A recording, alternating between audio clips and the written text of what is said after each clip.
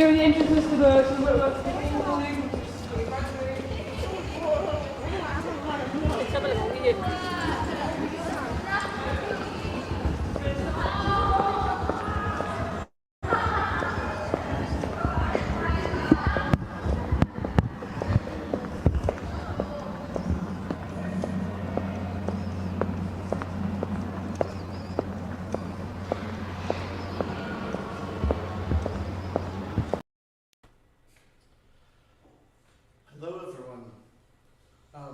Good to see you again. I'm sorry if you can't see me. We used the shield yesterday for the sun. That's now only affecting me in that spot.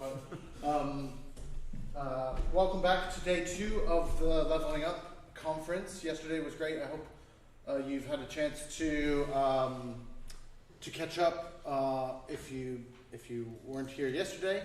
But as we have a very exciting agenda today, we actually will just jump straight in. And our first presentation is going to be from Drew Whitworth at the University of Manchester. And then I'll just leave it to him to explain what he's going to be talking to us about. Okay, thank you, Eric, and everyone. Hello, good morning. I don't know if I'm going to say anything about leveling up today, right? But if those of you who were here yesterday, the Natalie and Chantel, is it your colleague? Yes, their presentation where they discussed, if I can summarise it this way, the cognitive and social and practical skills that are required for the kind of leaders that we need out there in the real world in order to engage in these levelling up activities. And what I'm going to talk about today is very much a pedagogical approach and an approach to assessment specifically that we can organise and has been organised in higher education that I believe will allow us to develop these various different skills. And it's very much a place-based approach. The questions posed in the call for papers that I'm intending to discuss are these specific ones. Definitely that one. Definitely that one.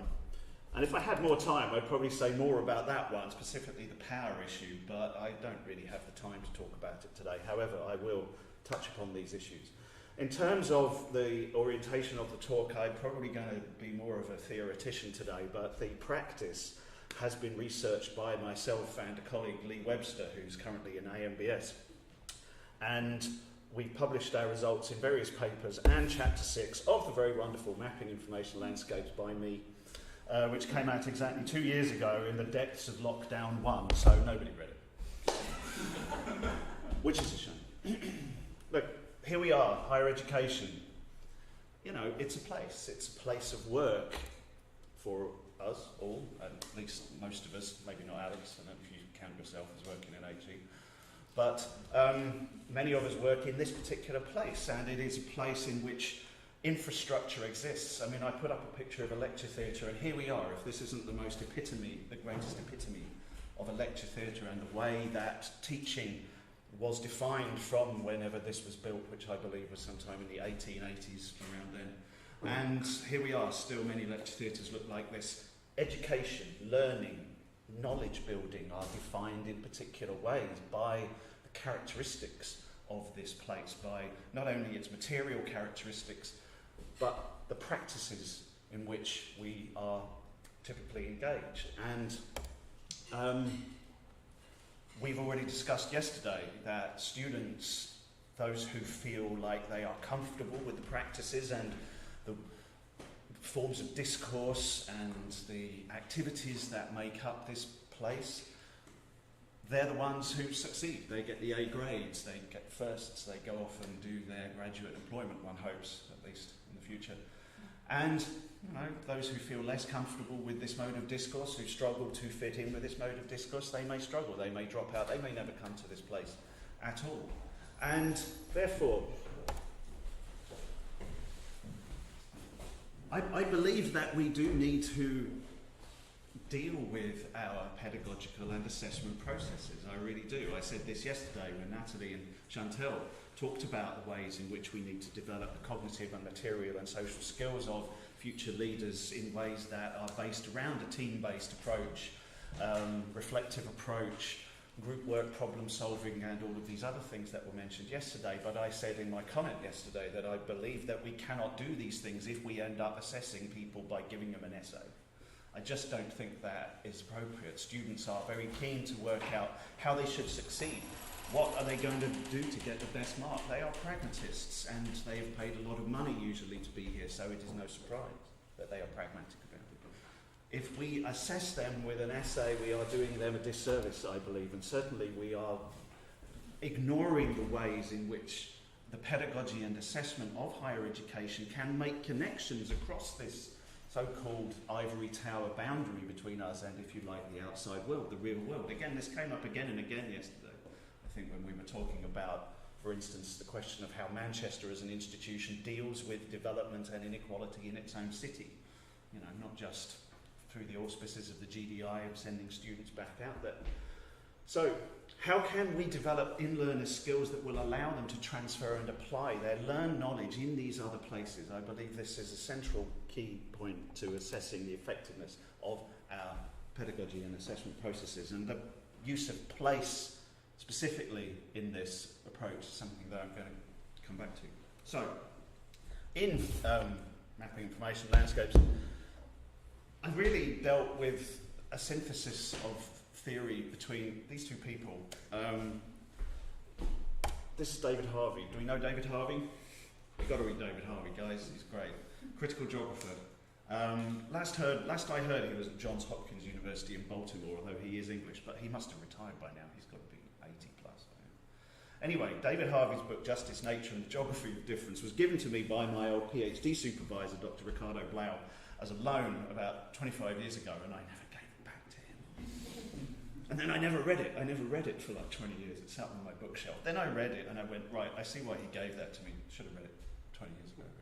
It's a great book, and I will come back to some of his key points shortly, but essentially he's very much talking about place and the ways that differential investments in place by the processes of capital accumulation of what create inequality. You know, and that might sound very obvious, but he shows how this is not just an economic thing, it is a discursive thing, it is a cultural thing, it is a, you know, the whole idea of the centralisation and accumulation of resources, of infrastructure, of transportation and communication and education in particular places, and the ways that this helps sustain the institutions that create this unequal infrastructure are all, I think, really essential and important. More of that shortly. This is Professor Christine Bruce. I haven't met Harvey, but I have met and worked with Christine when I was lucky enough to get a sabbatical and go to Queensland University of Technology in 2013, where I spent a very enjoyable few months working with her. And Christine's book, Informed Learning, I think, is the other part of this synthesis. Very much he's talking about the use of information to learn. So not just learning about information, not just accumulating knowledge and the sort of disciplinary epistemic knowledge that is typically assessed in higher education through the essay or the exam, but also the pedagogy for developing the kind of transferable information skills that Natalie and Chantel were talking about yesterday, and to repeat these ideas of the not just cognitive skills but material skills, being able to put that knowledge into practice and being able to do so in ways that make you a professional practitioner in whatever field that you are working with. So bringing these two together is the plan. Okay, Harvey. Look, this is all stuff directly from Harvey's book. I am compressing a huge and complex work into, well, a minute, probably here. But Harvey is very much talking about how we simply cannot efface the importance of place and time, or what Bakhtin calls the chronotope, which is the Greek words for, in fact, time and place in that order. But where you stand, almost literally, in a specific place at a specific time, gives you your perspective on the world. And only against that background can you start to make communication and practice intelligible. Only against that background can you start to assess the relevance and the importance of particular generic disciplinary knowledge in a particular place and time. For Harvey, this must therefore mean that place is the focus of knowledge-building dialogues. He calls it the locus of collective memory.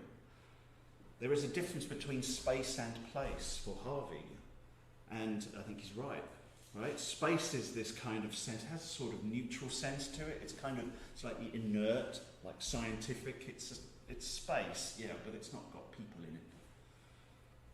We turn space into place by investing it, sometimes over hundreds, possibly even thousands of years in the case of certain cities, for example. And certainly with a university like Manchester, which is 200 years old nearly, and is built on the model of, going back to Oxbridge and Bologna. Was Bologna the first university? I think it was. And all of these activities, all of the decisions that have been made, all of the ways in which these decisions have been embedded into infrastructure and into practice and into procedure and into culture and tradition, all of these are ways in which space, this neutral and rather inert thing, is turned into place, this locus of collective memory against which people make judgments about the relevance and value of future information and practices. And Harvey uses this term that I very much adopted in the book of discursive mapping, the knowledge-building dialogues that take place in this place, right, and take place within around the communities that build around certain places are the means by which the discursive mapping of this setting occurs. And, digressing for a moment, but Harvey's main sort of cultural and geographical point is that, once places start to be mapped by others, possibly by dominant interests, by colonists, or by, a government that really doesn't understand, or by town planners that really ignore, community links, etc., etc., the discursive mapping of a place takes place outside of the control of the community. That is when places start to lose their relevance, and we start to see problems of alienation, we start to see problems of broader discrimination and inequality and so on. So Harvey, this is a direct quote, he says that this activity, this discursive activity of mapping space, is a fundamental prerequisite to the structuring of any knowledge. All talk about situatedness, location and positionality is meaningless without a mapping of the space in which those situations, locations and positions occur, and this is equally true whether the space being mapped is metaphorical or real. And by that he means we can map cities and council estates and so on in this way, but we can also map organisations and the structures that govern social relations between people and so on. And it is through these mappings that institutions perpetuate themselves and one comes to know one's place. And I love the double meaning in that phrase, because of course it is a way that is used to put people down, know your place, you subordinate to you, stay in your place, but also to know one's place. Those of you who are science fiction fans may remember, Robert Heinlein, Stranger in a Strange Land, where he uses this term grok it in fullness, understand something in fullness. To know one's place, to know how it has been structured, to really learn and pay attention to what is happening in this place, what is meaningful in this place, how this place has come to be, and what is valuable and can possibly be installed or practiced in this place. To know it, this is important, and this is a way in which we empower ourselves to act on behalf of a place, to protect a place, and so on. What am I doing for time? Not bad. Okay, so back to Christine Bruce, because Bruce, I'm a higher educator. I'm a postgraduate educator as well. I haven't taught undergraduates for 2 decades now at least. A postgraduate education, and this is true of undergraduate too, but I would say it's definitely true of postgraduate education, is that we are trying to develop people's ability to think in ways that you could call professional. They are being taught not only to practice, but to know why they are practicing in a particular way, to understand the background and the reasons and justifications as to why they are taking decisions in professional settings, to learn to use information as a professional uses it. And I want to stress, by the way, I don't see this as a job that only ends up being in taught employment for business or industry. We may well work for, third sector organisations, charities, voluntary groups, sports clubs, even friends and families or political groupings and organisations, social movements and so on. If the university is preparing us for all of these things, and I believe it should, then we need to be attentive to how we are helping people learn to handle information in ways that out there in the real world they are going to be asked to employ and to justify. And sorry, but writing essays is pretty low down on that. Yes, okay, some of us write essays. We still write essays, don't we? We call them journal articles, but hey. Okay, but it's not that common outside of academia. And I'm also touching here very briefly on ideas of Etienne Wenger, who some of you may know his work, and Anne-Marie Lloyd, who, like Christine, is Australian and works again in this information practice and information literacy field. But generally what Wenger argues, certainly in his books Communities of Practice and his 2009 book with Nancy White and John Smith called Digital Habitats, is that Wenger is saying, look, communities develop information and technology practices around themselves. They negotiate what it means to be competent at this place and time, at this chronotope.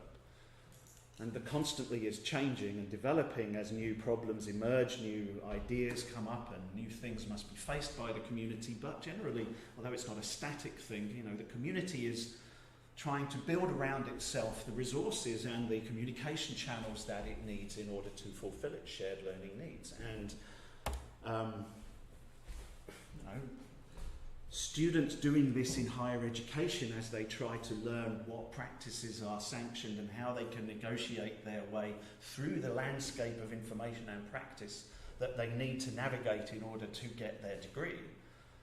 And certainly there is a locus of power and authority there that again we have come up and touched upon in this conference already yesterday. But learning these sanctioned practices and learning the ways in which one can go into professional life prepared, and I stress again, not just business and industry, but any kind of future work, to go into this future prepared by one's higher education to work in these various different fields. I mean, this is what we're here for, isn't it?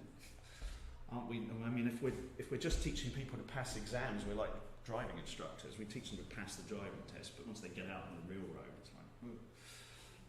How do we teach in these transferable ways? This to me, how can we teach people that, as Harvey puts it, the discursive mapping skills they need to know other places, not just this one, to know these other places?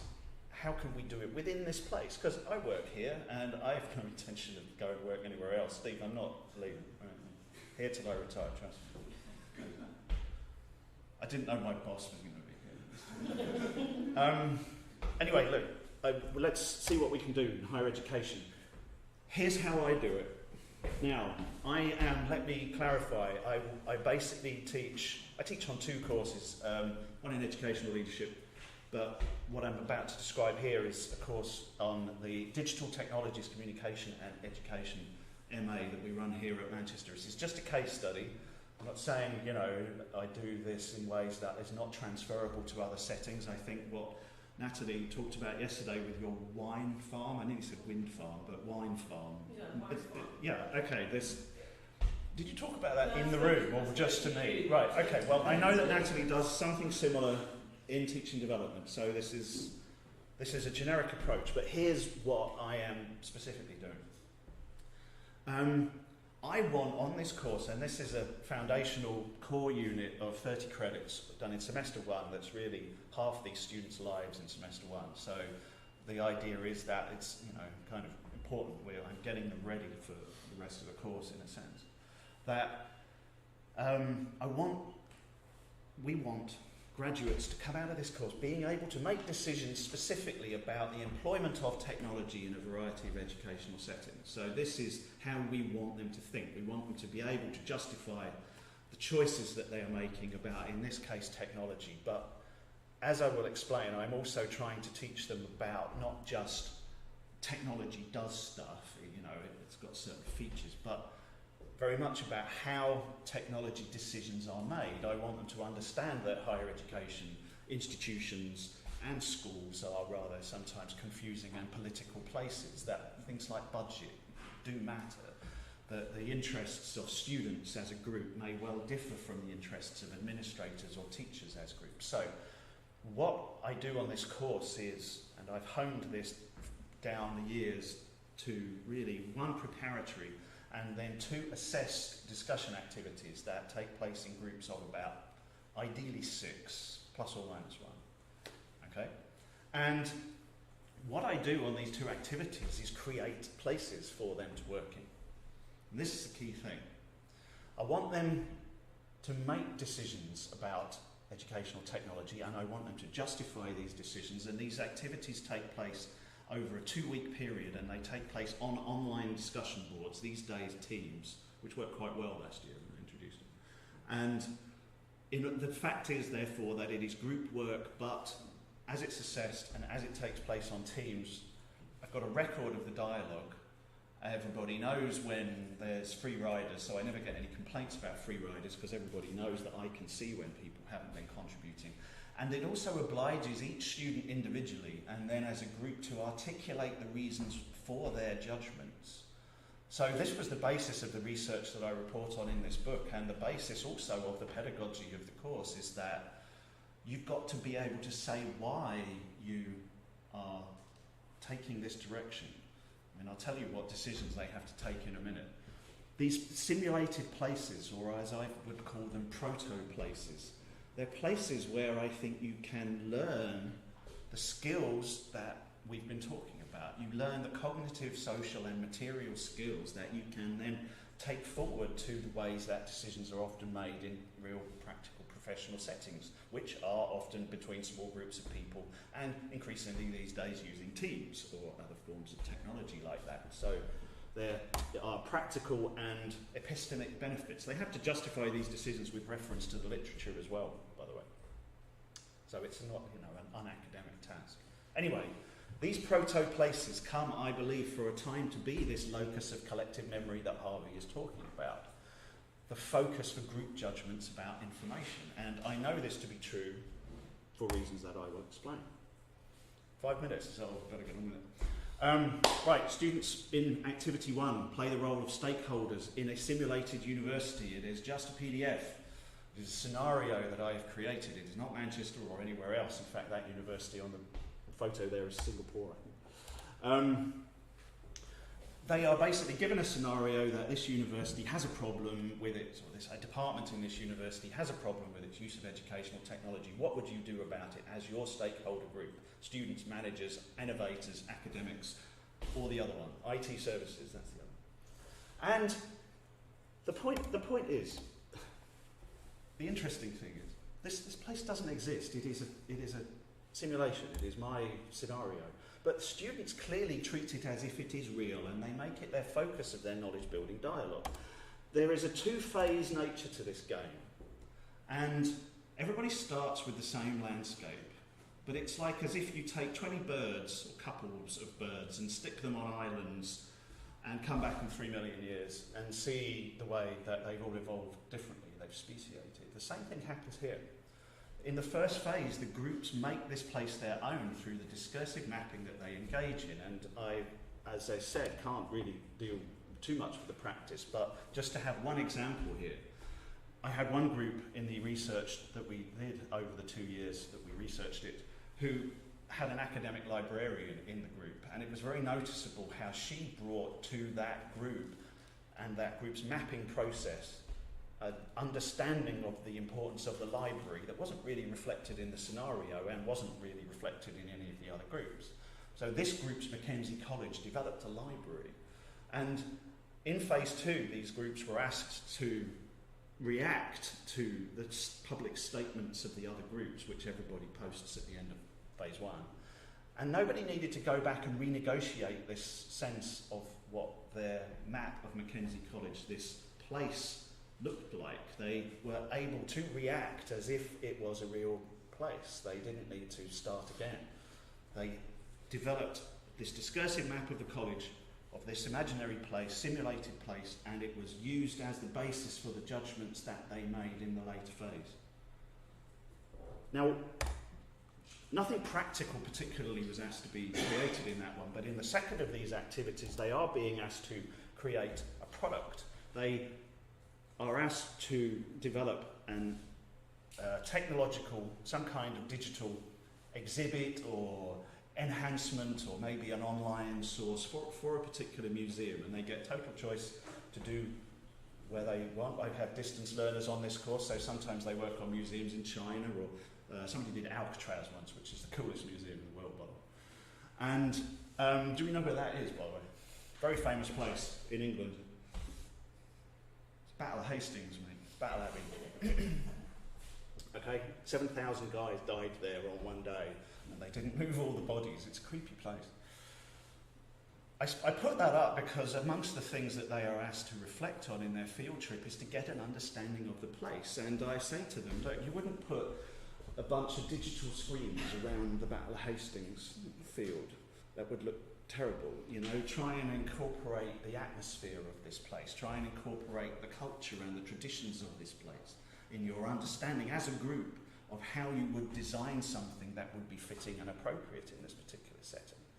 Museums are often places in which the culture of one place and the heritage of one place or community has been usurped, has been stolen, some would say, with particular exhibits and so on. And I encourage them to think about these kinds of factors as well. So, you know, with the Battle of Hastings, you wouldn't put a load of digital screens around, it's outside anyway, but you would perhaps have a mobile app that might, you know, give some sense of the atmosphere of what it might have been like to have actually been at the Battle of Hastings. Yeah, I'm nearly done. So, again, groups map this place and the skills that they are learning as they communicate with each other, as they start to think about how they can apply this knowledge in these particular places. I think it's a very valuable activity, and I would love to do work where we went back to people in 4 or 5 years' time and went back to see whether they'd retained these kinds of skills or knowledge. But nobody funds work when you go back and look at things that were 5 years ago, because they say, I don't want to know what you were doing 5 years ago, I want to know what you're doing now. So it's a shame. But anyway. Look, the groups to succeed at this activity must position themselves within these places. They are not places that I do give them Mackenzie College, but as I've said, they make it their own. I don't put any restrictions on the museum that they choose and the place in which they work, and it's very interesting each year to see all the different places. But they are using these places as basis for judgments made about information and technology from within and not from outside, as if this is some abstract construction in which they have no place. So, you know, I do hope that this is a way of getting the kinds of skills embedded in their future community leaders and workers and so on that we need out there if we are to engage in levelling up. And I do believe that even in a Russell Group institution like this, which is somewhat tenuously connected perhaps to the places around it, I still think that we can work in this kind of way, and importantly assess them in this kind of way too. So, I promise this is the last advert, but that's the advert, right? Harvey's stuff, chapter 3, my stuff, chapter 6. It's electronic, and you want to read it in the digital library, and those are the other works cited in this presentation. I'm done. Thank you.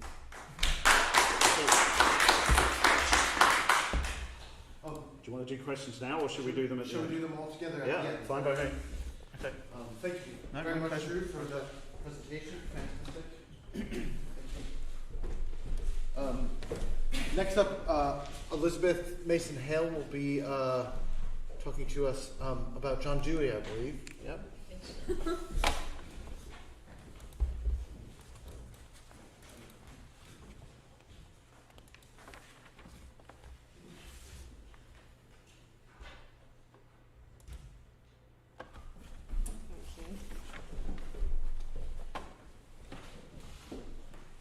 This rustling might affect the sound, but I need my notes, sorry. Right, hi everyone. I'm Elizabeth, and I don't know why I put C because I'm actually an MIE, but I didn't actually have a title page yesterday in my presentation, and that's what I did in the frap this morning. So I'm just going to talk about continuing forward rather than this idea of levelling up. So I'm going to make 3 points, which are that we must be more inclusive, it's our responsibility to become more inclusive, and we must continue forward more inclusively. So I want to begin with this idea that we are with the world and the world is with us. We're not on the world or in the world, we and the world are mutually transacting for survival. It's a functional reciprocal process. So this means that simply existing is to be affected by the world and to have an effect upon the world simultaneously. And by world, I mean all the biological, social, cultural, economic environments, and all the people that we engage with during the course of our lives. So we're undergoing the actions of all these interconnecting environments and others, whilst doing to these environments and others in this functional reciprocal process. So thinking and living in this way then is to think of an interconnected, evolving transactions that are effective and affected.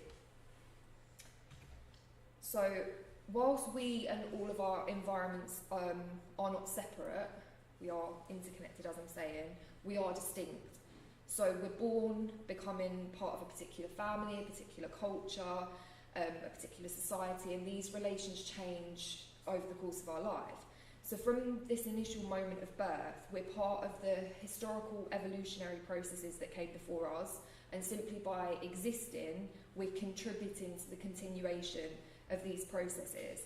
So everything we do then, simply by being, is contextually guided by these transactional processes.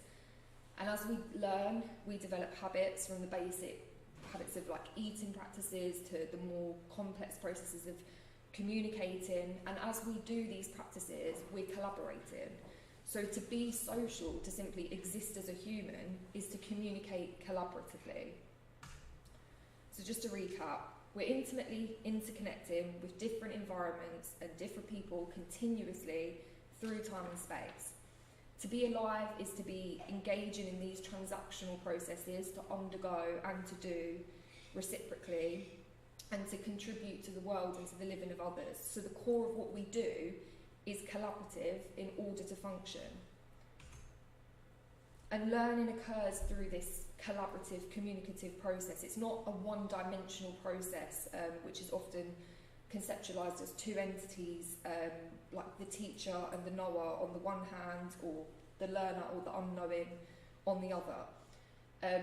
With these ideas, learning is experiential and experimental. So we learn as we do, and as we continue to do, we learn more and we refine our actions as a result of the doing and thinking reflexively about the doing. So as learning is a continuous process throughout the life course, knowledge is fallible, meaning that it's experimental and it's always open to change. It's not this objective thing to be obtained. So I'll just say at this point that these ideas emerged through the work of John Dewey and his pragmatist colleagues like Shannon Sullivan, which I'll talk a little bit about in a minute. And it focuses on change and how this idea of continuously evolving, nothing ever being still, can be utilised. So he was interested in adaptation, like using adaptation. So the ideals of his work then is that as people grow, they'll feel more empowered to contribute to more a socially inclusive world. So to have a positive effect upon the world by recognising this effective transactional way that we all live and learn.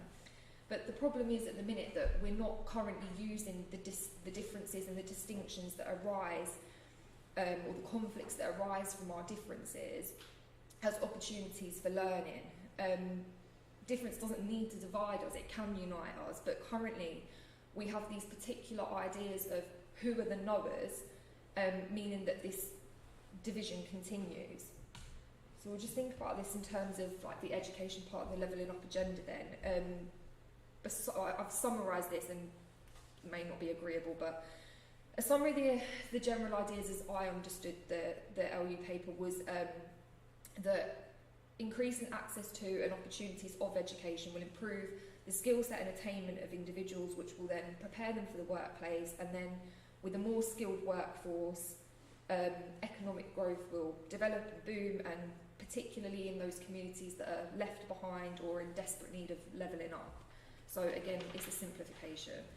So I'll just say as well that I'm not advocating against enhancing educational access or opportunities that for those that are considered to be disadvantaged or left behind, that might support their transition into further education or into new business development in local areas. But these ideas have been tried in abundance and haven't necessarily worked as intended to equalise. And this is because the communities considered to be left behind have often been excluded from formal opportunities to think about and articulate their daily living experiences. So their understandings of schoolings and education and how their neighbourhoods are and how they might be. So I think it would be more appropriate to say that rather than these communities being left behind, they've been left out. So these young people, families, neighbours, friends, colleagues, co-constitute these communities that are left out, and they are knowers, despite not being recognised as such, because they're often accepted, not accepted as legitimate or important, and their voices and their stories and their real living becomes subjective or anecdotal. So this is epistemic injustice, and just to give a definition of this from Shannon Sullivan and Fricker, epistemic injustice is when a person is treated unjustly in their capacity as a knower. And they describe two forms of this. So they talk about testimonial injustice, when a speaking person's credibility is undercut by the hearing person. So they give the example of a man ridiculing a woman's knowledge of why a car engine is broken, for example. And the second is identity, which pertains to like status markers, race, gender, class, disability, age, etc. And they give the example of a society or a culture lacking the concepts to describe or to understand a particular person's experience, so marital rape, for example. And schooling and other neighbourhood institutional structures, such as health, doctors as professionals, are premised on these separatist and unjust ideas. So particularly in areas needed to be considered of levelling up, it's the professionals who see themselves and are seen as the knowers of knowledge relative to like skills and labour market and job growth. And the role of these professionals is to impart that knowledge on the unknowing communities, who are then tested and awarded merit credentials according to their ability to obtain such knowledge, which is kind of relates to what Drew was just saying, which will enable them to become more economically or socially mobile and developed. So to put it really simply then, the professionals are helping the left behind communities to help themselves to level up. And these exclusionary processes of only recognising certain individuals as knowers then, there's a lack of correspondence that incorporates the diverse experiences of all communities and groups. And that problem is reflected in continuing approaches and agendas based on these separatist ideas of knower and unknowing. So the community on the one hand and the professionals on the other, and that overlooks that interconnected transactional complexity that I was just talking about in the beginning. And the communities and professionals are not part of an interconnecting, collaboratively contributing to the context. They're not recognised as that. So what emerges then is a disaffection and an alienation of like young peoples and families and entire communities actually, and these continuing mainstream approaches to like evidence-based interventions that have not integrally, and I mean integrally, I say that with emphasis, involved the communities that they're aimed at. So they continue to focus on these linear ideas of the professional onto the left behind individuals or communities. So what we're failing to comprehend then is that change at the individual level is as much about how we do things collaboratively with others as it is about what we do individually, so like meritocratic individual ideas. And this refers back again to what I was saying in the beginning, the interconnecting ways we live and learn. So what anyone is doing is inherently connected to others and their environments, undergoing and doing reciprocally. And maintaining these separatist ideas or othering allows individuals to seem detached from each other. And that's, hence why exclusion and alienation, epistemic injustice is perpetuated. And of course that constrains the possibilities of collaborative problem solving which could emerge from a more civilly democratic approach. So rather than levelling up then, I'm arguing that we should continue forward in more inclusive ways, and to do so we need to firstly understand knowledge as fallible and collaborative and experimental, and for this to happen all knowers need to be included. So this means that those communities that until now have been left out need to be integrally involved in articulating problems and creating practical exclusions. For example, young people need to be integrally involved in schooling decisions, and families and communities need to be integrally involved in developing their areas. So we need to start operating through this process of inquiry where the differences between us and the distinctions between us and the conflicts that emerge from those differences and distinction is utilised to learn to be more inclusive. So it's this twofold process. So we become more inclusive in order to learn, and by learning we create more inclusive ways forward. So what this means practically then is that we need to begin questioning our own truths.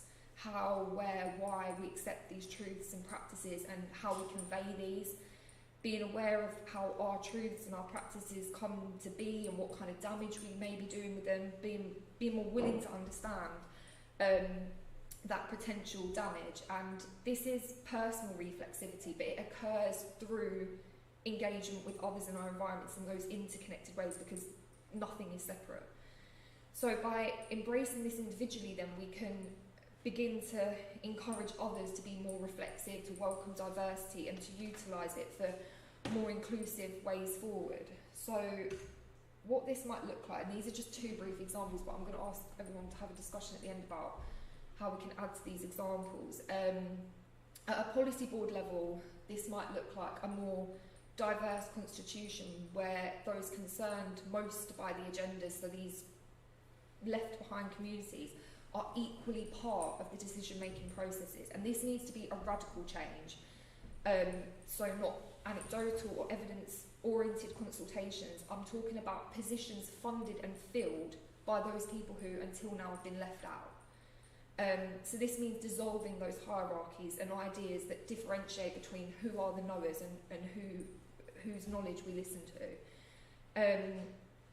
Another example might be that we could also start creating more equal partnerships between policymakers and like schools and community hubs, so maybe similar ways to like knowledge practice exchanges or the local enterprise partnerships that would enable a space for more collaborative articulations, understandings and creative problem solving.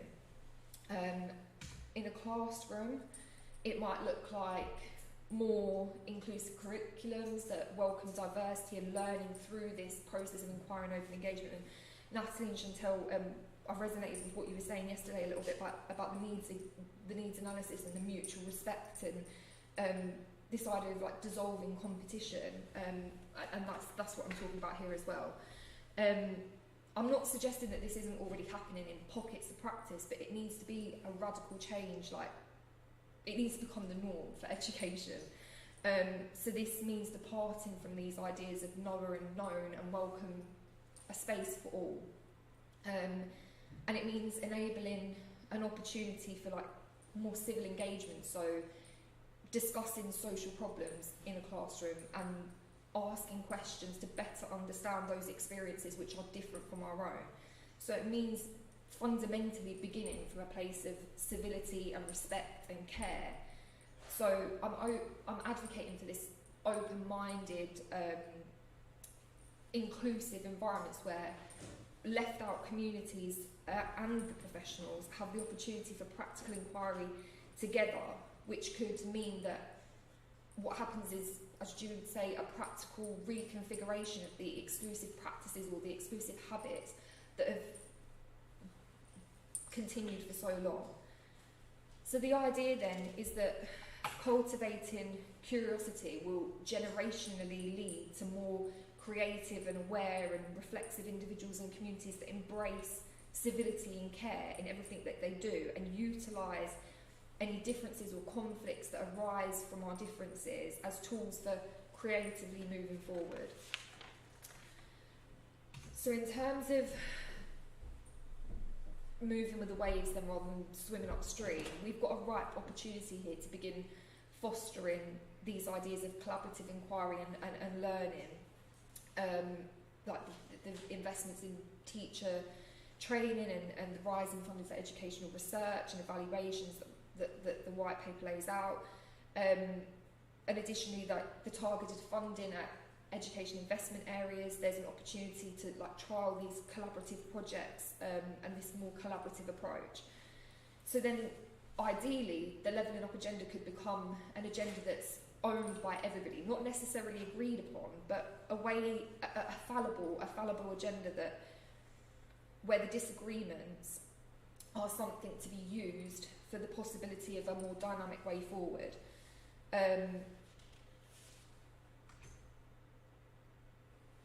So my fundamental point is that the future of living and learning is our responsibility. So the decisions about our learning and living need to be made by all of us. And for that to happen, the communities that have been left out need to be integrally included in decision making and articulation and problem solving to move forward. And before I kind of open for discussion about the examples that I gave, I'd like to just pose these two questions, which is, what do you do as part of your everyday living that could be excluding others, and how might you change that? And, you know, these questions might be a bit triggering for some because it requires us to be reflexive and open-minded, but I'll give two examples of when I was thinking about answering these questions before today. And I think it's important to say at this point as well that when I was thinking about my answers to these questions, I was reading Nova Reid's book, The Good Ally, and its work on anti-racism, and that focuses a lot on change making, which I think relates a lot to Dewey and pragmatism and the work of Shannon Sullivan as well. And it's about these practical and reflexive ways we can engage in change making, and I found it a really useful tool, so I would recommend reading it. So the examples I have are, first of all, this idea of relating, that I was thinking that once being considered poor myself growing up, that I could relate to those experiences, those people who are experiencing poverty now. So I opened my doctoral thesis about this because it turned out to be quite a pivotal moment for me. I was delivering a food parcel to a family as part of my introduction task to fieldwork to gain an idea of a particular context, and when I was in the family's home, and you know, I can still see it in my mind now, I was struggling with that experience and wondering how I came to be the one with this bin liner filled with tins and bread. Will research questions in my head, like how did I come to be there? And yet I had the privilege of walking away and writing about that experience, and more than that, I'm afforded the platform now to tell you about that experience. So relating wasn't useful, it wasn't fuel to change, like, because truthfully I couldn't relate to their experiences, not anymore. And I'm not saying that left behind communities are totally unrepresented, but the real radical change would come from them being here now, them speaking, rather than me telling this story about them. The second example is kind of a bit controversial. I really warned Derek about this one. It was about the funding. So just over dinner I was talking to my partner about the funding of tea and coffee for this conference Eric and I have been working on it the day before, and it just come up in conversation at dinner.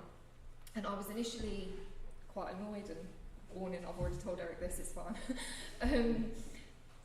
Why are we spending these extortionate amounts on tea and coffee vouchers for people who are attending this conference, and we could probably all afford to go and get tea or coffee ourselves. We don't need the vouchers, right? So then I thought, okay, it's a cultural nicety, and you know, one counter argument could be that the ideas that leave this room after we've had this opportunity to engage might go and change things for more than one family. But then I realised that I was still targeting my annoyance and my emotion at a way that wasn't useful. I was actually doing exactly what I've been advocating against for this whole presentation, which was replaying the idea of Nora as professional and left behind or left out communities in need of help. What I should have been thinking was, why don't we use that funding for tea and coffee to fund the places for these individuals and communities to come and stand here and have the opportunity to be heard right now with their own voices, rather than being heard through the voices of all of us who work with these people, real people who are considered to be left out. So yeah, and I'll just say as well that holding up a mirror to yourself is is really difficult. But if we don't do ourselves this courtesy of a bit of self-care when we're thinking about our practices and our extreme practices, then how can we encourage these open-minded debates and conversations to move forward? So take a little bit of care when you think about these questions. Yeah, and again, that's me done, but these are just questions to think about, like what other ways in your specific roles we could become more collaborative and inclusive that are outside the kind of policy board and classroom examples that I gave. So yeah, thank you.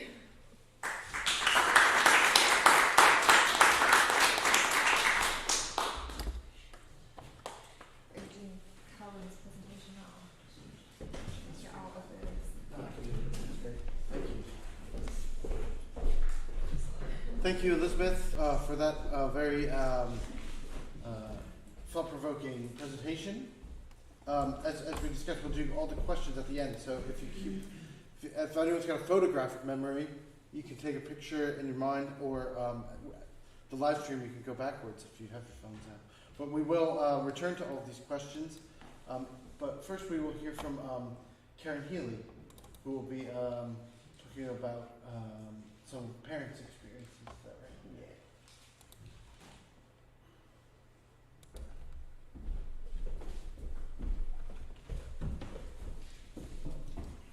Hi, so this presentation is concerning some recent pilot research that I've done in my future doctorate that I'm currently undertaking, which is concerned with school governance and the role of parent participation in decision making, but particularly in regards to them as local knowledge experts. I'm currently a year one PhD researcher. Eric's just discovered how small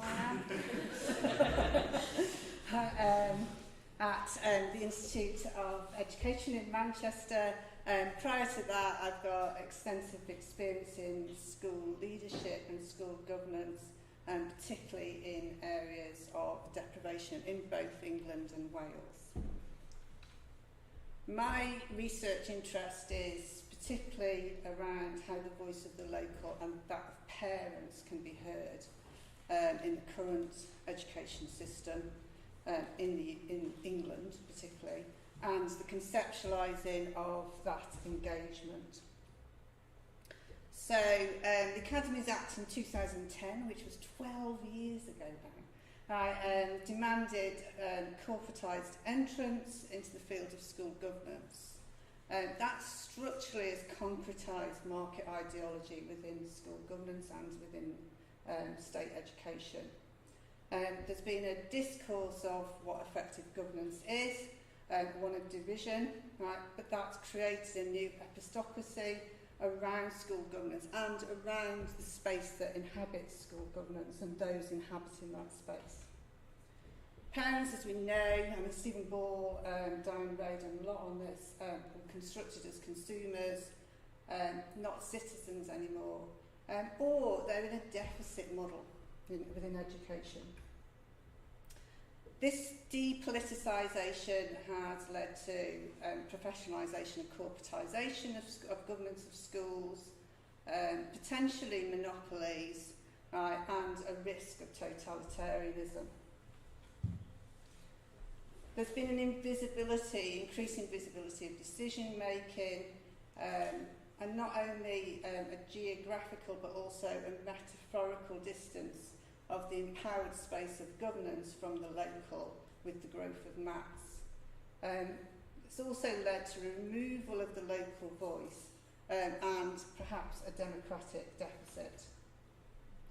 Previous research has particularly focused on the initial transformation of school governance from stakeholder and professional model, people like Andrew Wilkins, Stuart Ransom, but also communication between multi-academy trust boards and local boards, whether they're advisory or governing. Perceptions of trustees, governors and leadership, looking at parents as representative governors or consumers, or from a deficit perspective, or looking at parent participation from a model of focused on student outcomes. But there's a gap in the sense that of the role of parental engagement in decision making in schools locally or more widely, not just from the perspective of governors but from the perspectives of the parents themselves, which probably speaks with the research that you've just talked about. Current guidance for effective school governance suggests, because it is guidance, that trusts should be able to demonstrate the methods used to communicate with parents and seek their views, but also show how those views have influenced that decision making. I think somebody earlier said, or yesterday said, but it doesn't say how. It's just this sort of bland statement. I was one of those people that had to implement that, and now feel very guilty about what I did. The current education white paper has reiterated that trusts continue to be responsive to parents and local communities. That's it. And perhaps sadly, what's coming out at the moment through the education bill seems to be the suggestion that strengthening complaints policies is a way of interpreting that, which seems a very narrow view. And also perhaps a view that also underpins or underlines or just concretises even more that market ideology and excludes some people who won't access that. They'll be alienated. My pilot study was concerned with exploring the nature and scope of parent participation in school decision making in a case school. For this talk, this presentation, I'm only concentrating on research question 3, which was how do parents describe their participation in decision making. So what's going to follow is a lot of their voice, because I felt that if I asked for their voice, then I should use their words. It was a single case study. I embedded 3 parents as units into that with some other embedded units as well. It was, I called it a town academy because it was in a town. It was a middle-sized town, not a city. It was a member of a large mat in the south. So it wasn't a national map, but they do cover the south. What I did was I combined narrative inquiry with the case study. My participants were Ellis, Brooke and Alex. They were different parents. Ellis was a dad. He'd got 2 children, one in sixth form, one in year 8. He was a local businessman, self-made man. That's how he described himself. Brooke described herself as a mom. Right, she had a year 8 child, she had one in primary in the trust, but she also was the main carer for another child from part of her family that was in crisis. Alex was a mom. She'd got a child that had just left to go to university, another one in year 11. She was at the start of the study the chair of the local advisory board, and she was involved with governance and volunteering with the local museum. The methods were around documentary review, which I'm not going to talk about, and I used narrative episodic interviews to collect stories. So those interviews started by asking what parent participation meant to them. So it was their definition, what it meant for them. And then I just collected stories. So to say, well, I don't know really what you mean by that, so tell me stories to help me understand. And I just kept going back for stories to listen.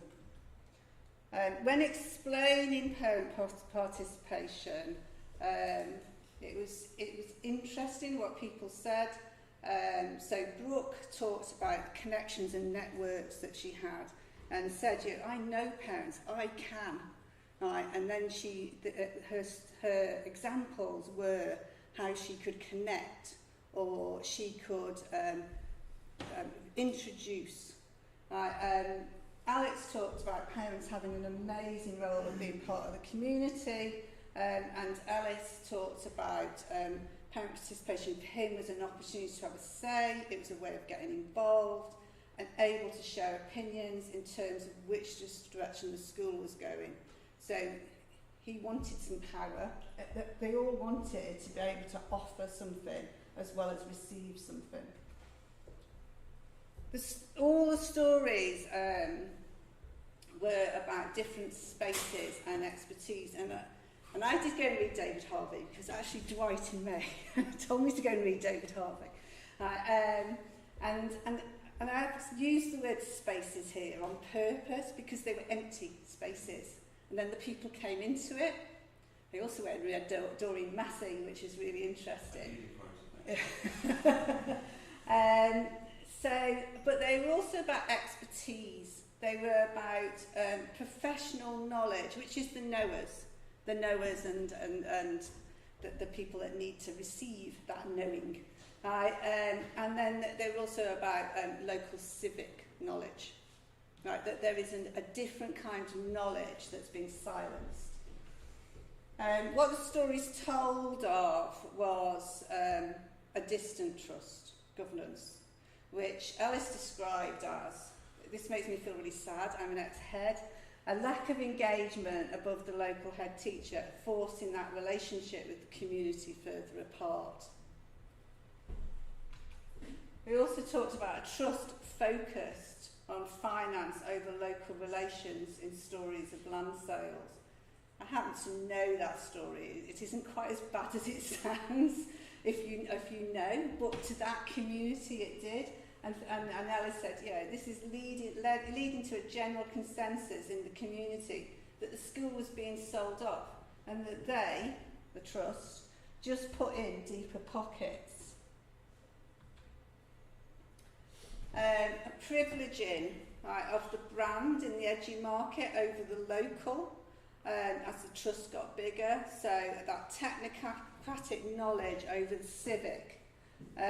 So for Alex, she described the CEO, thought that the PR public relations war had been won when actually the local advisory boards were disbanded in the middle of COVID, and the requirements going forward and the requirements for parent forums disappeared post-COVID.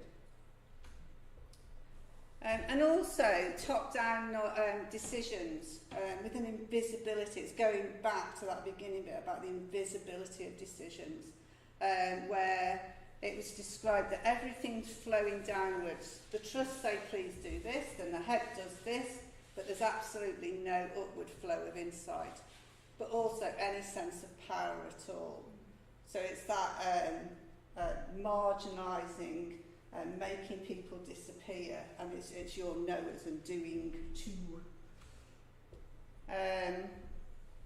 Interestingly, they saw spaces as different possibilities, but they were under no illusion about the disciplinary nature of those spaces, in that they were an illusion, right, of engagement.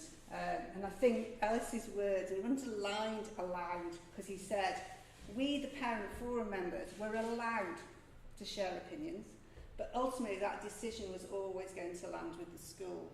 And I think that word allowed is, this is somebody who was aware, still took part, still wanted to be involved in those decisions, but was aware that there was a power differential, and that it was the power allowing them access to that space.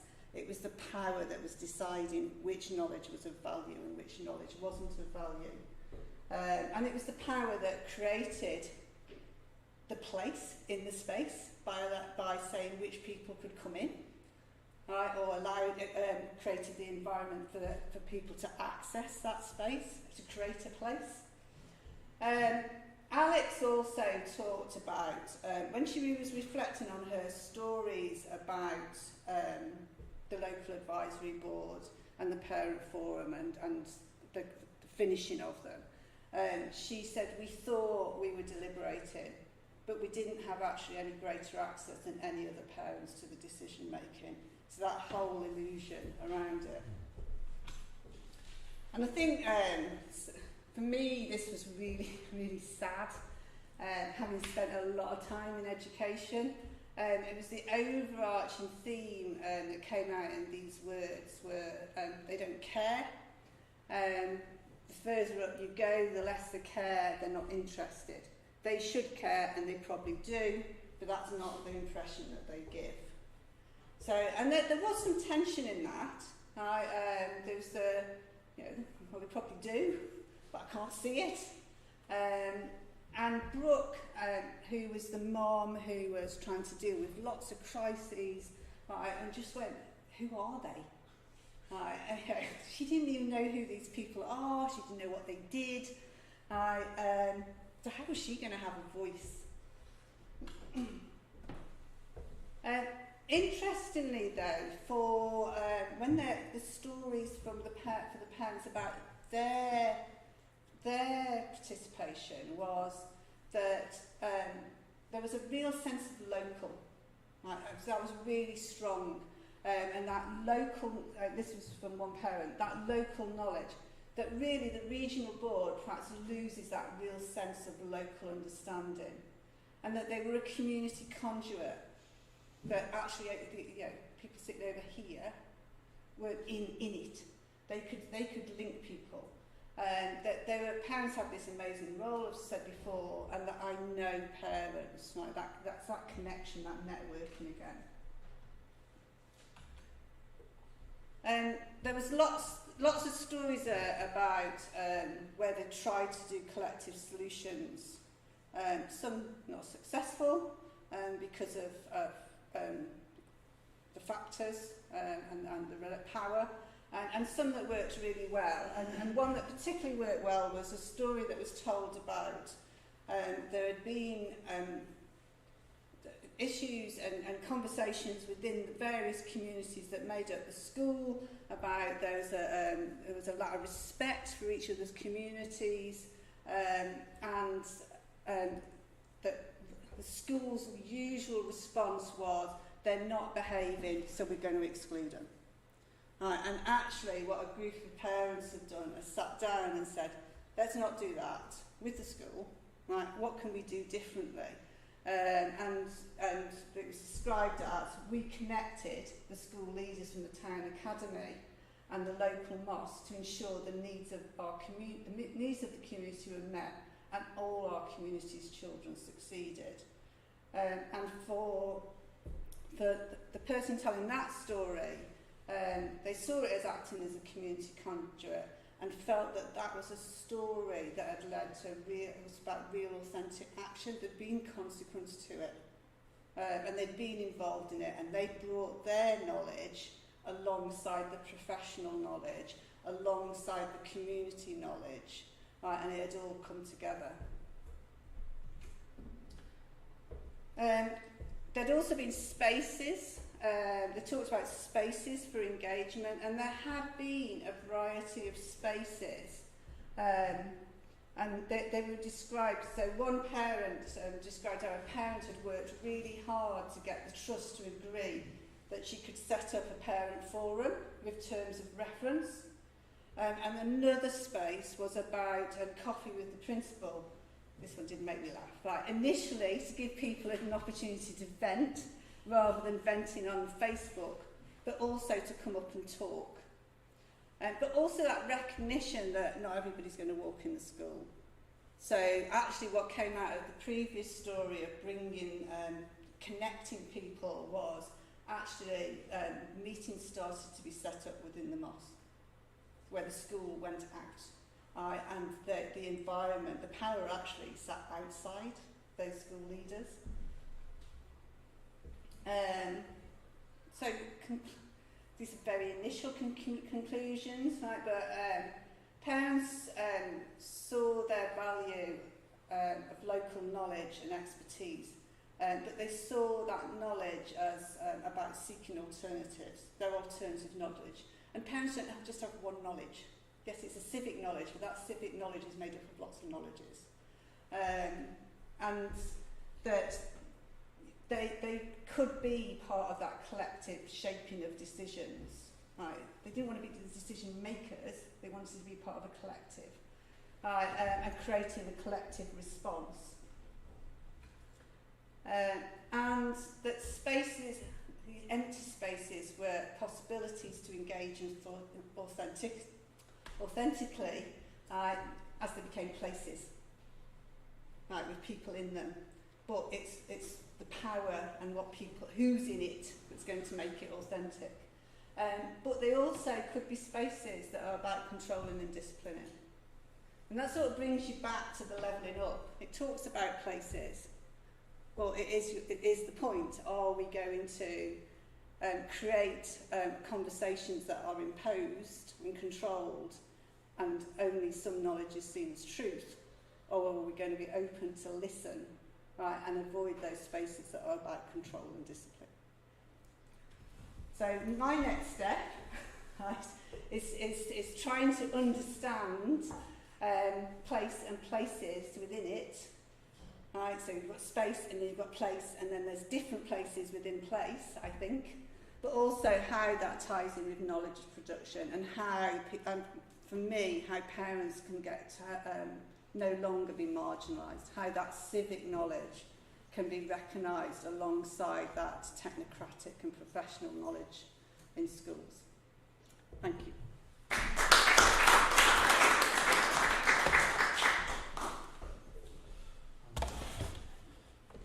Thank you, Karen. That's wonderful.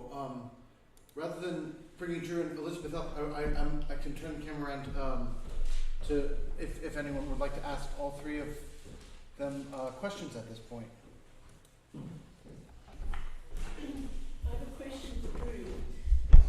Drew, you spoke about you got him to articulate the reasons for the judgments and their decisions. How did you assess the quality of those articulations? So, you know, what did you use to? I can see how it worked as a teaching method. How did you use it as an assessment method? I could go into detail about the specifics, but generally there were marks for both groups and individuals. I mean, in the end, I did have to produce something.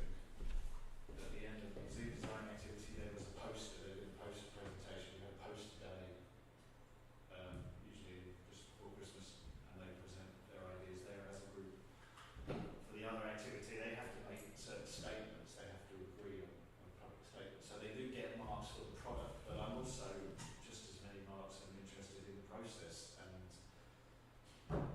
I look at things like whether they've taken on particular roles in the group.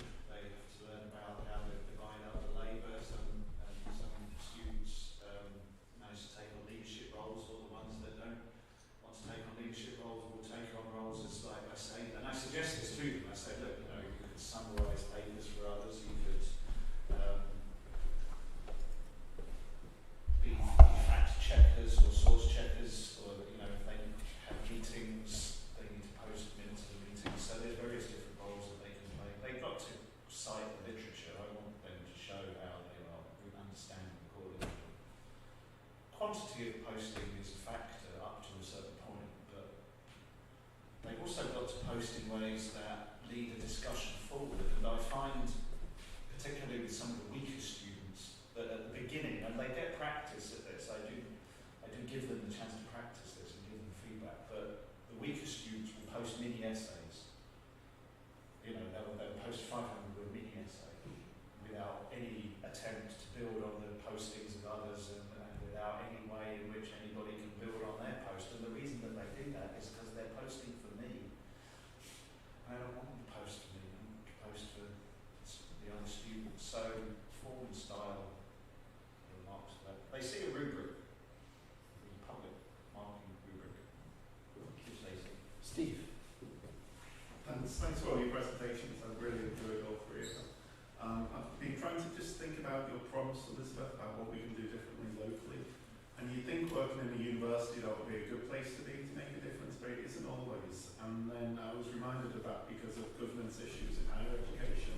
And I'm fully of the belief that what happened in schools is now happening in universities, in the sense that governance within universities is increasingly financialised and increasingly corporatised in exactly the same way with the same kinds of discourses. And all of that makes it different for us to actually be able to make a change. And your trivial example, Elizabeth, about tea and coffee, I think really captures it perfectly, because I'm a head of the department, so I get loads of requests for tea and coffee, and I worry about it for exactly the reasons you talked about. But if I say no, people really hate me for saying no to tea and coffee. But it raises a bigger question about what the role of universities is in a levelling up agenda, and whether actually we need to level down so that others can level up. And I just wondered, because all of you sort of hinted at in different ways, I just wondered what your thoughts would be.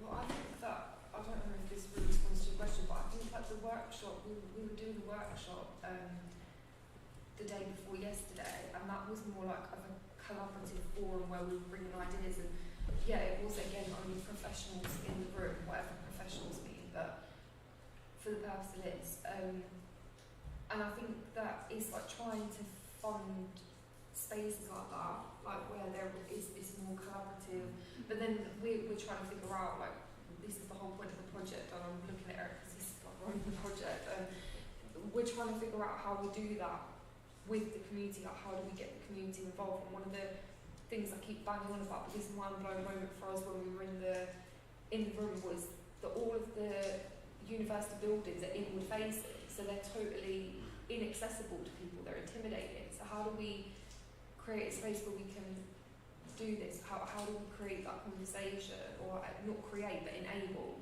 would be a better word. But yeah, that doesn't really answer your question, but I think it's just things we're all trying to figure out. I think it relates a lot to Karen's point about going to the mosque rather than expecting everyone to come to you. And that made a difference, I suppose. Going to couch. Yeah, so I'm interested. Interestingly, it made a difference to get conversations going, but it also started a two-way process of people coming in, because they then had, because it's all about relationships, isn't it? In the end. So they had people they trusted, whereas before they didn't trust, but there was known faces. I don't understand what levelling down means. What's levelling down? Well, it could mean that there's a kind of elitist assumptions in the way the university is organised, which acts as a barrier to the kind of relationships that I Ruth, did you have I really enjoyed all those talks. Thank you very much. I just wanted to follow up a point in Elizabeth's presentation. I'm going to struggle to articulate this question, so you have to bear with me. I really, that notion of epistemic injustice really resonated with me in the work that I've done in so-called left behind communities, and also with my experience when I was on the Greater Manchester Independent Inequalities Commission last year, and where we did really quite a limited consultation through the existing equality panels and poverty commissions and so on, but these were this was some of the most valuable knowledge that informed the work of the commission, and we were also trying to explore how could you more regularly tap that knowledge in policy making. And one sort of radical idea that struck me, well, you just give some of those people a job. Get either I don't know if they want one, 6 months as the mayor's advisor, or a couple of times a week on key policy making forums, and all they have to do is bring their knowledge, that's their job. But then it occurred to me, there were all sorts of objections, to that, because of equal opportunities. Perhaps other people should have access to those jobs. And so the question is, it kind of struck me that we've credentialised and formalised certain types of knowledge and their passports to work and to positions of power. And in doing that, in some way, we have protected ourselves against some kinds of injustices, because when your knowledge and your knowledge is a passport to a job, then we make sure that we're not discriminating on grounds of gender or race. So So how do we, do we need to formalise other kinds of knowledge in order to make them, to balance against other injustices? Or is there a way to recognise unrecognised knowledge without it being formalised and credentialised? Do you see what I'm... Yeah, I do see what you're saying, but I don't know if I can answer your question. Okay, is it a valid concern? Is it a valid concern, or should we just kind of ignore the fact that the people we want to hear from don't have what we normally recognise as? Yeah, and I think that's what I was trying to get across, that we're not recognising it. And whilst, it is, I was struggling with the fact that parts of my presentation are a bit contradictory. So I'm saying on the one hand, why fund and fill these places, because we've got to recognise that in an ideal world these things wouldn't be happening, but we need to work within what is happening. That was my point about swimming upstream. And these agendas, if the LU agenda's going ahead as it is and whatever, then we have to work with it rather than against it, because we've got no choice. Other than scrapping the world and starting again, we can't do that. Ideally, yeah. So what do we do? My suggestion would be that we start funding and filling those places. We're having this conversation now. There's no communities here. Where are they? And I think to myself, we had an interesting conversation at dinner last night. If I hadn't got an undergrad, a master's, PhD, would I be allowed to be in this space right now and talk to you people? Maybe not. And that's a really harsh truth, and unfortunately it is upsetting, but it's real. It's real. When do we enable spaces for the people that we're talking about? These people, they're real humans, they have lives, concerns. When are their voices going to be heard through their own voice, not through ours? All these consultations in the world can do all the good, like you just said, it was fundamental to what you were doing, but why weren't they on the committee in the first place? Well, exactly. That was raised at the very first consultation. You are an invalid commission. Because you bring some expertise, but there's an awful lot of expertise which you don't bring. It isn't represented. But nevertheless, we're going to talk to you, and thank God they did. And in a way, some efforts made, because those equality panels have been formalised as part of the decision-making processes in this particular place, but it doesn't really quite feel like enough to me. And all I'm exploring is how do we break down the inevitable oppositions, one of which might be equal opportunities. So I think that's just needs a bit of thinking through what are the arguments against that particular. There's a question online from Nigel that sort of links back to Drew's question, which is, might it be more precise to move away from the idea of simulated or proto places and think of these as digital places that link together people, places, and resources? So it makes me think as well. I mean, it's difficult to not comment on how archaic to a certain extent this room is, but also we are trying to do some experiments with digital conferencing and opening it up. There's still a lot of work to do to make folks feel welcome and interested, like there is something interesting happening that might be of interest or in someone's interest, but equally, like to Nigel's point, is there a way of, a bit like you're doing in pedagogy, linking these kind of hybrid spaces to do some of that work as well? Yes.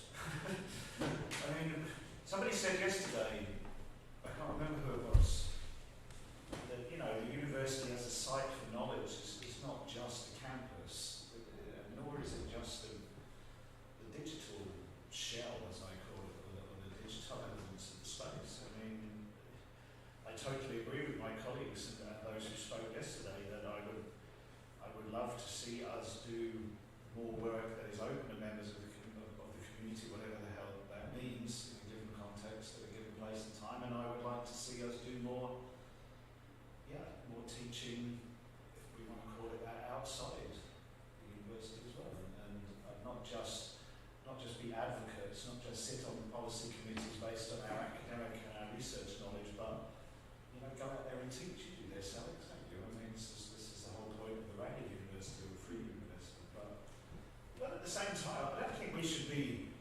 embarrassed or somehow ashamed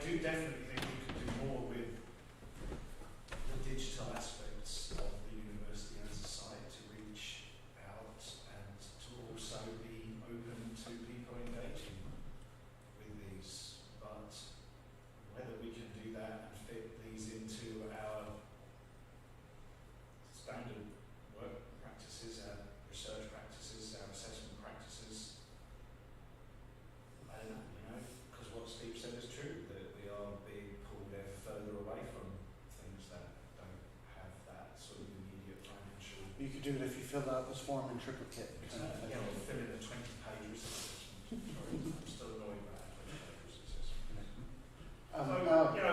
Nigel, nice to see you again, by the way, so to speak. But in short, yes. I mean, of course we could do more, but exactly how we leverage and optimise what it is that we are doing, I think varies from context to context. And Alex, did you have a question?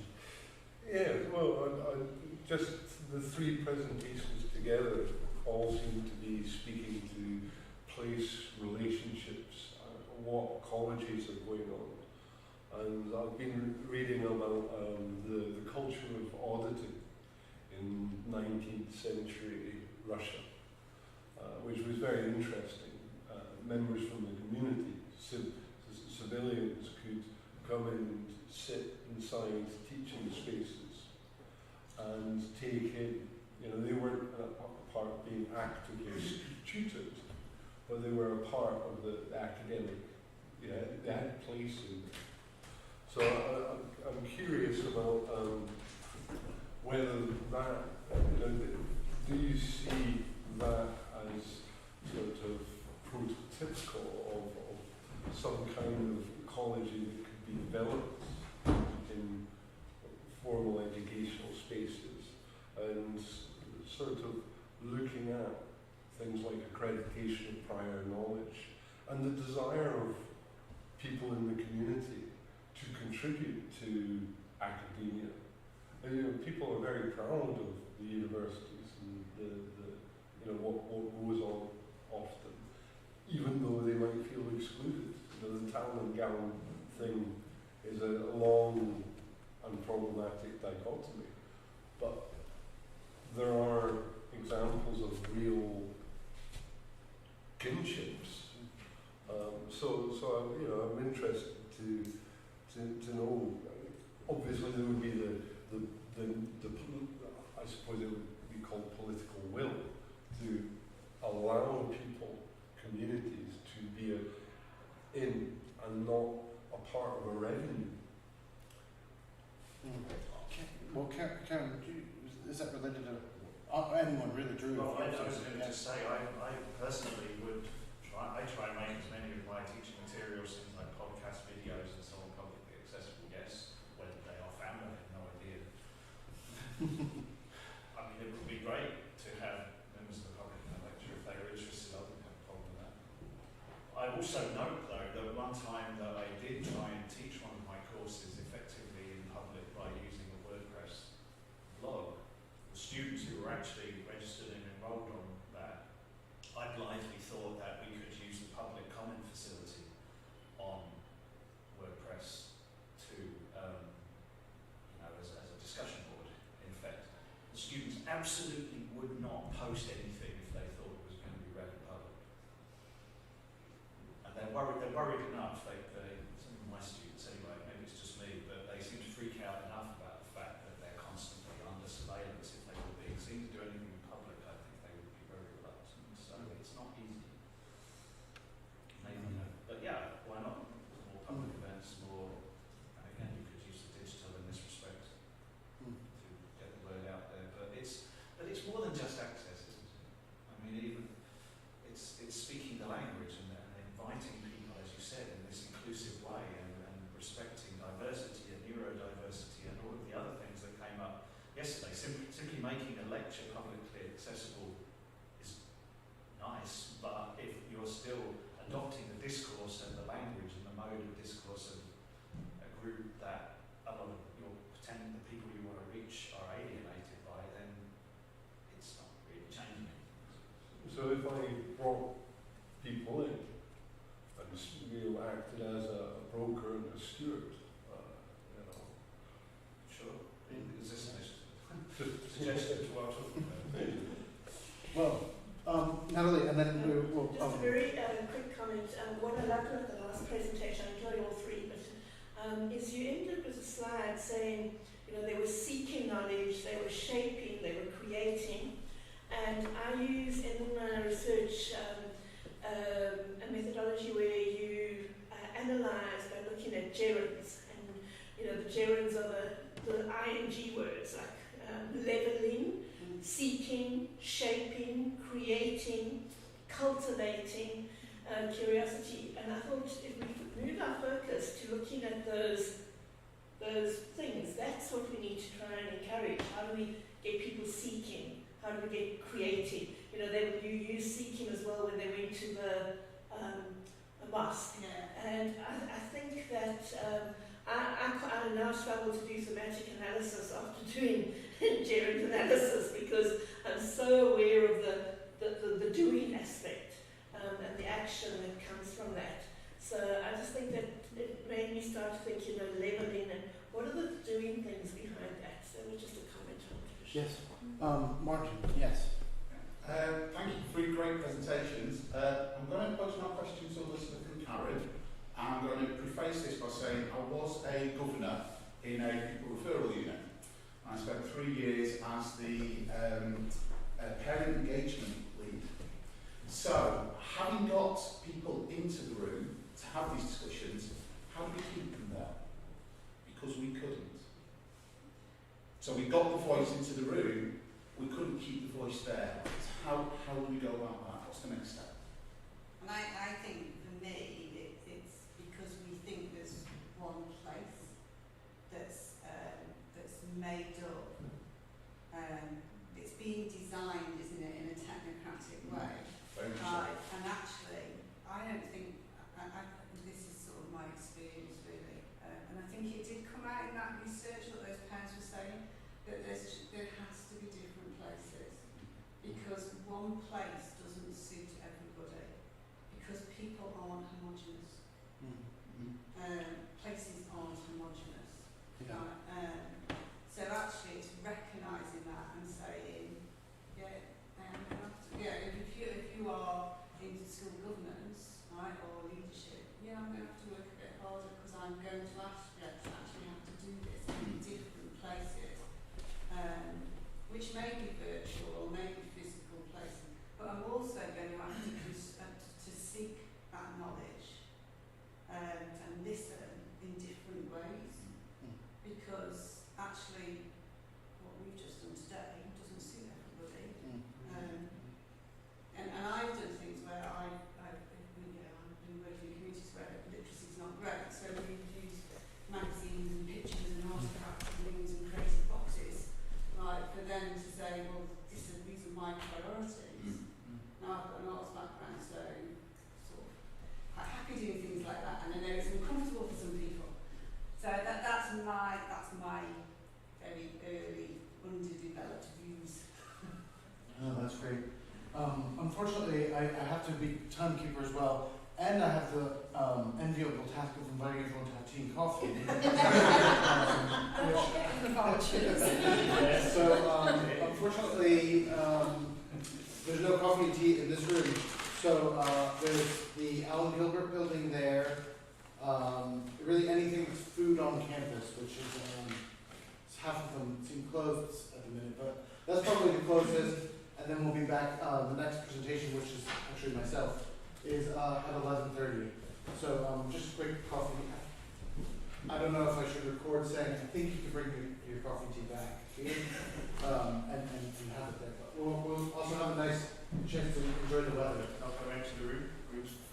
No, well, I'm sure at least some of us will stay behind and chat.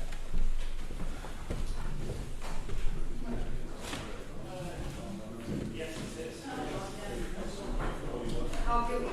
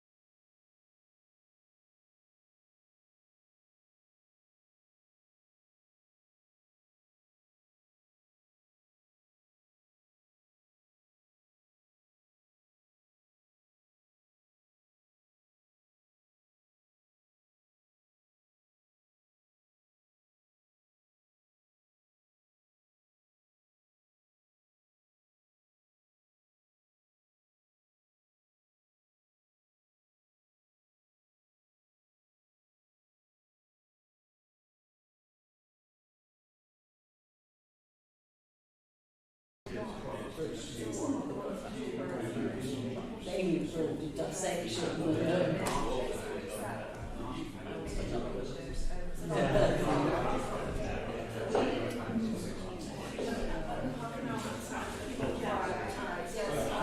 Just make sure that the sound is coming through, okay? That's great. Free to grab.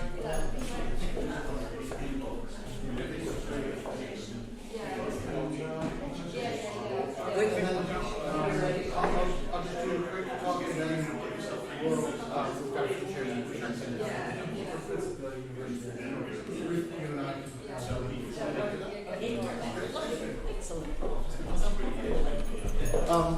welcome back, everyone. I hope that I don't know about you, but this coffee is extremely tasty. But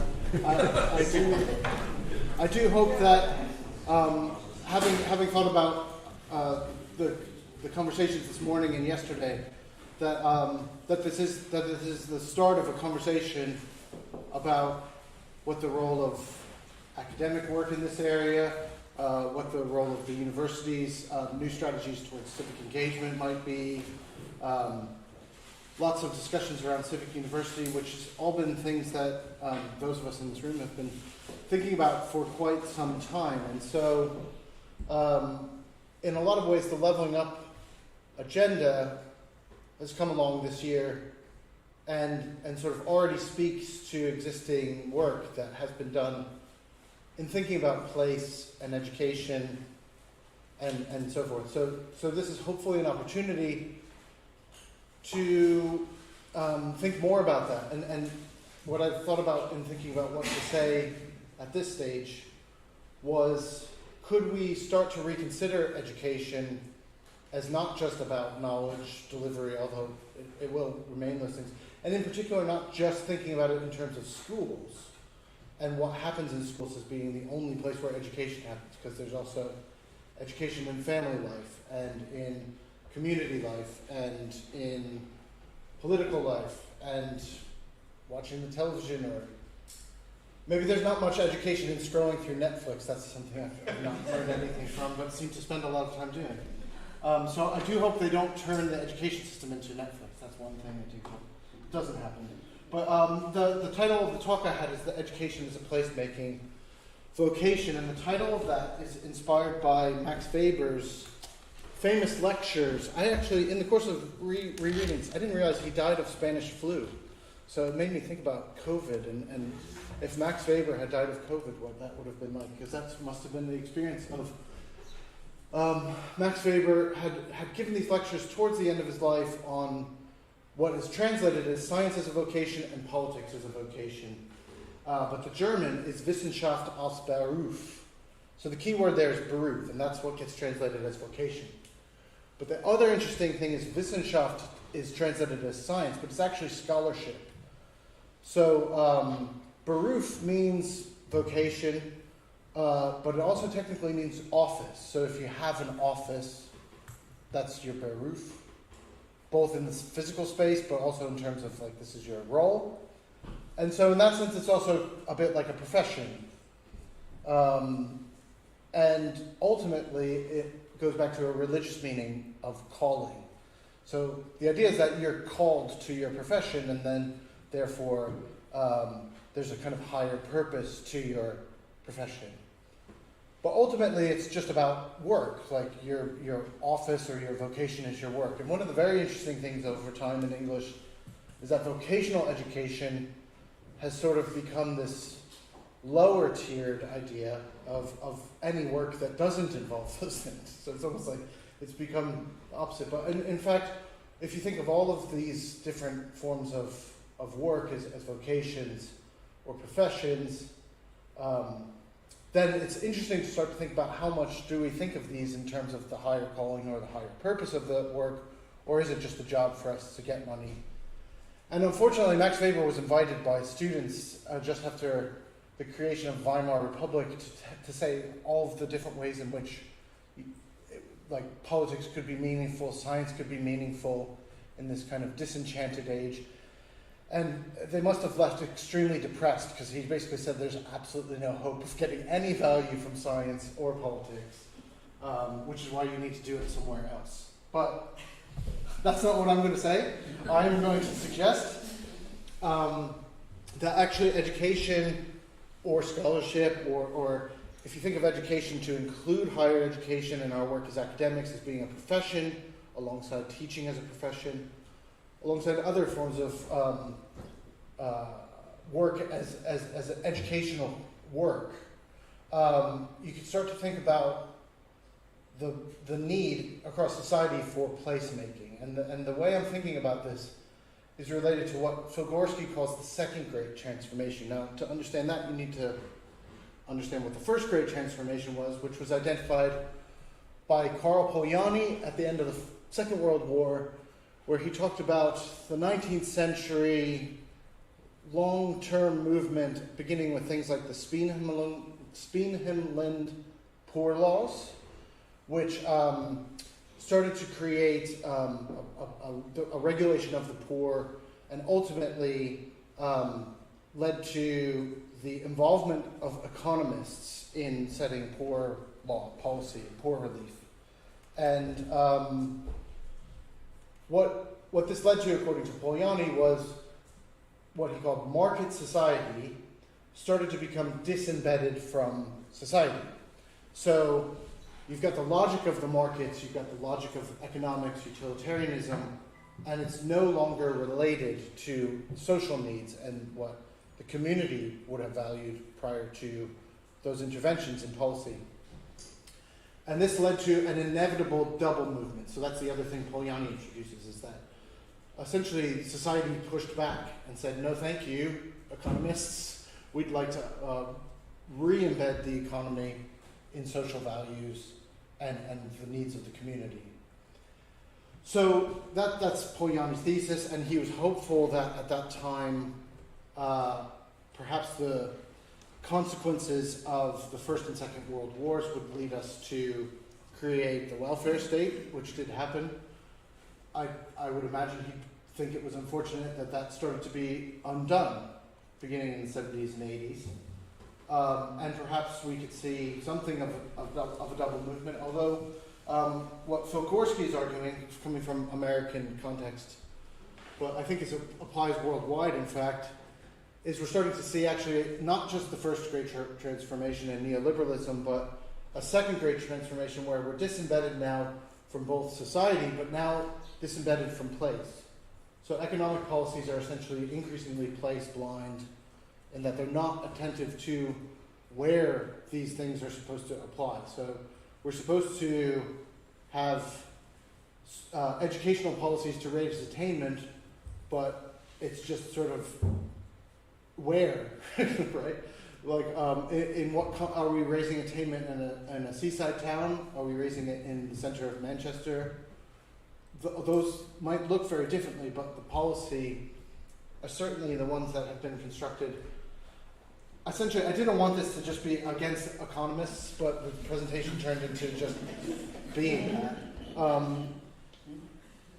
Because I actually quite like economists. I didn't always, but I'm a sociologist, and the history of sociology is essentially a long-term argument against trusting economists to make to understand what's going on. But I do think I've learned to love economists, like economists, around very particular narrow sets of issues where their way of thinking works. And education is not one of them. Health is not one of them.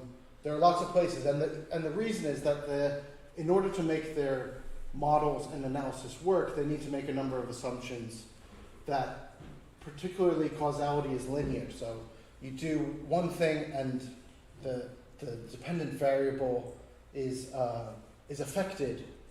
And so reality needs to be in this linear, tidy way. You also need to have the micro foundations of an individualized, rationally calculating actor, whether that's an individual or an organization. And they're in this abstract space, and then ultimately everything needs to be measured. If it can't be measured and turned into a metric, it doesn't exist. And so that works in certain areas, like if you're measuring markets, if you're measuring places where money is being exchanged, that might well work. But what tends to happen is reality is frustratingly doesn't conform to those standards. So not everything can be measured.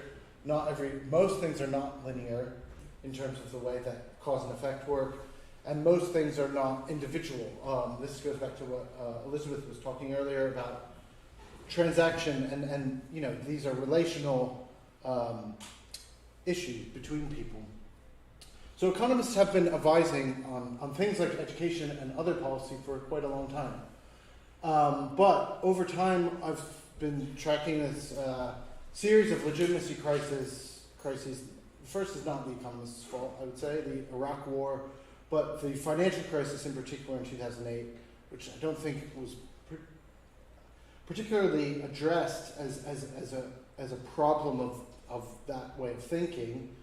And then similarly, the 2016 elections I see as being the end point of essentially a reaction to it's an anti-establishment protest at the way that these things have been going. And if you think about how deindustrialism has happened in a regionally unequal way, and I say this, it comes up as a local problem, but this is global. So in America, Rust Belt places are going through the same issues where you don't see a de-skilling of individuals. It's not like there are a bunch of individuals in these places that are getting less and less clever. But you do see a de-skilling of the places where if there's fewer and fewer opportunities, particularly for work and jobs, factories close. A lot of places were founded specifically to have one industry attached to it. If that industry leaves and goes to China, there's no replacement for that people can entrepreneurially muster up without support. There are some places that do better than others. Pittsburgh in the U.S.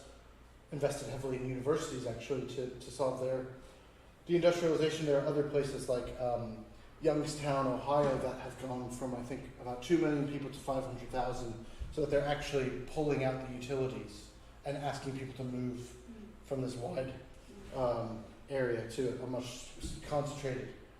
So, but that de-skilling process has happened to the places as places where the individuals, if you were to somehow manage to intervene on a young person's life and educate them, the best thing that could happen to them is that they could then leave that place.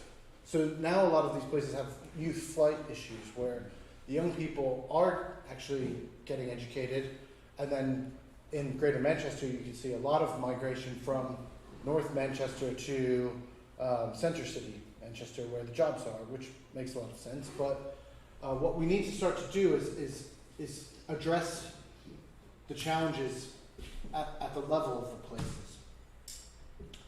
And the other thing that's happened from the economists' interest in individual students and their mobility in terms of that there being this link between education and income, for individuals, yes, that is the case, and if you look at an aggregate, statistically that is a relationship that's there.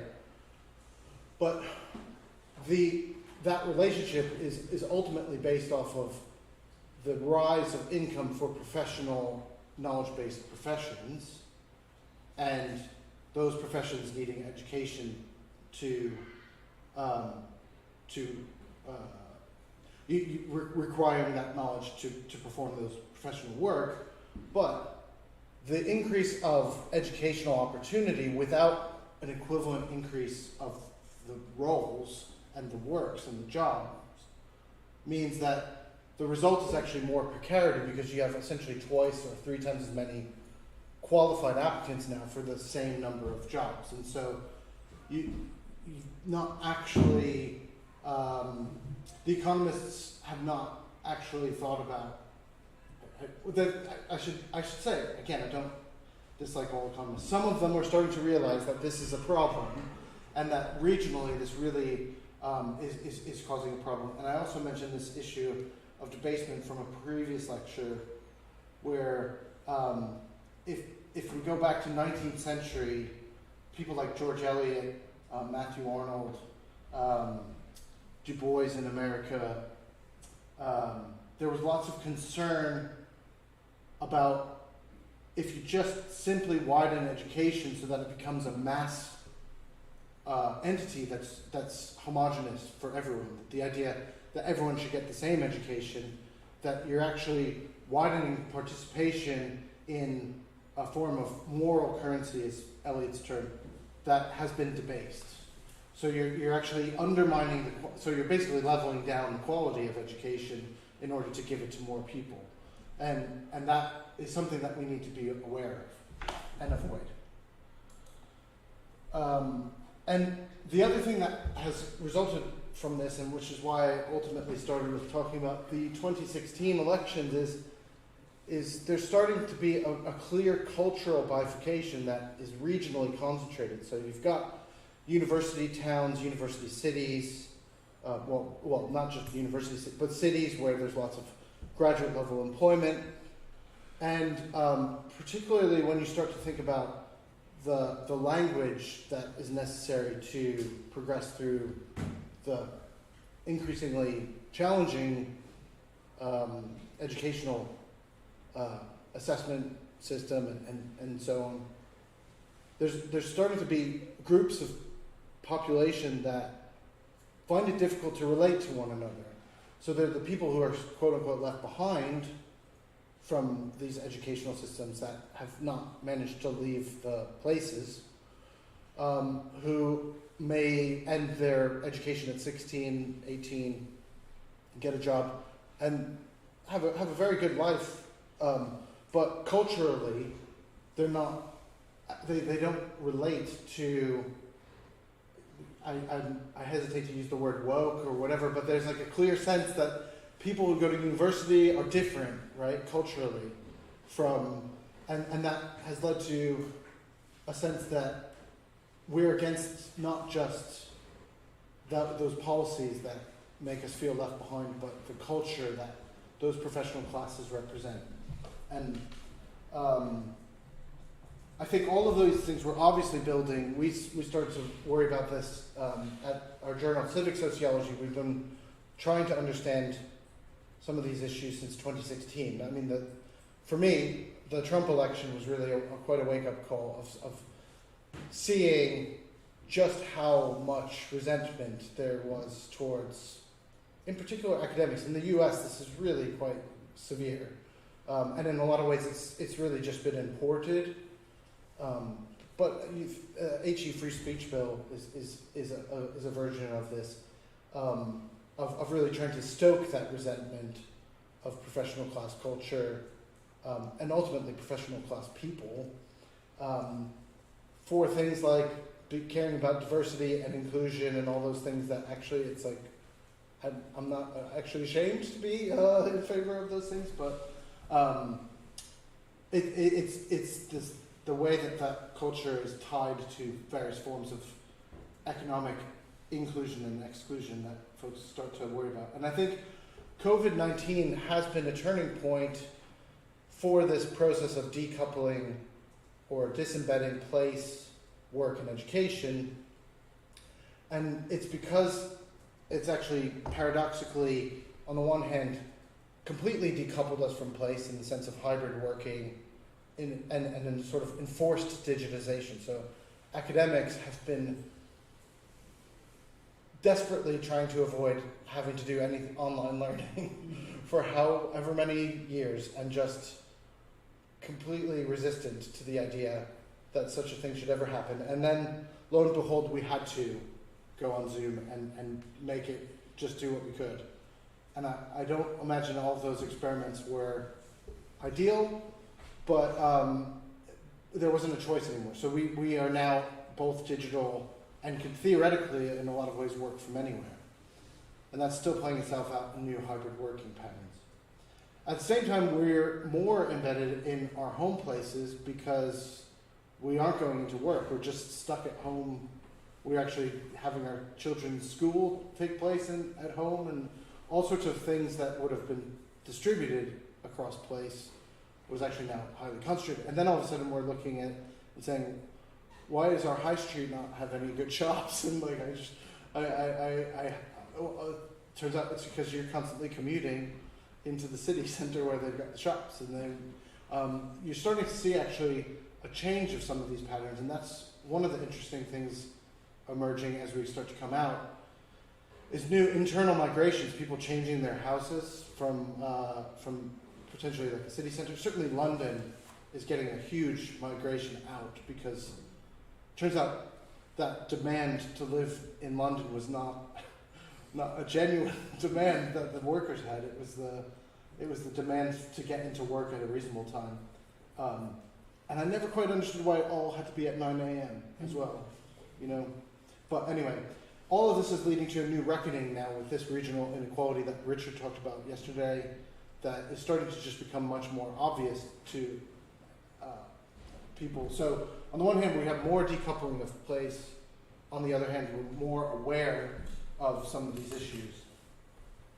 And I just want to very quickly suggest that education can sort of stand in perhaps for economists, not exclude economists, but education, and this is a long-standing argument that sociologists have made.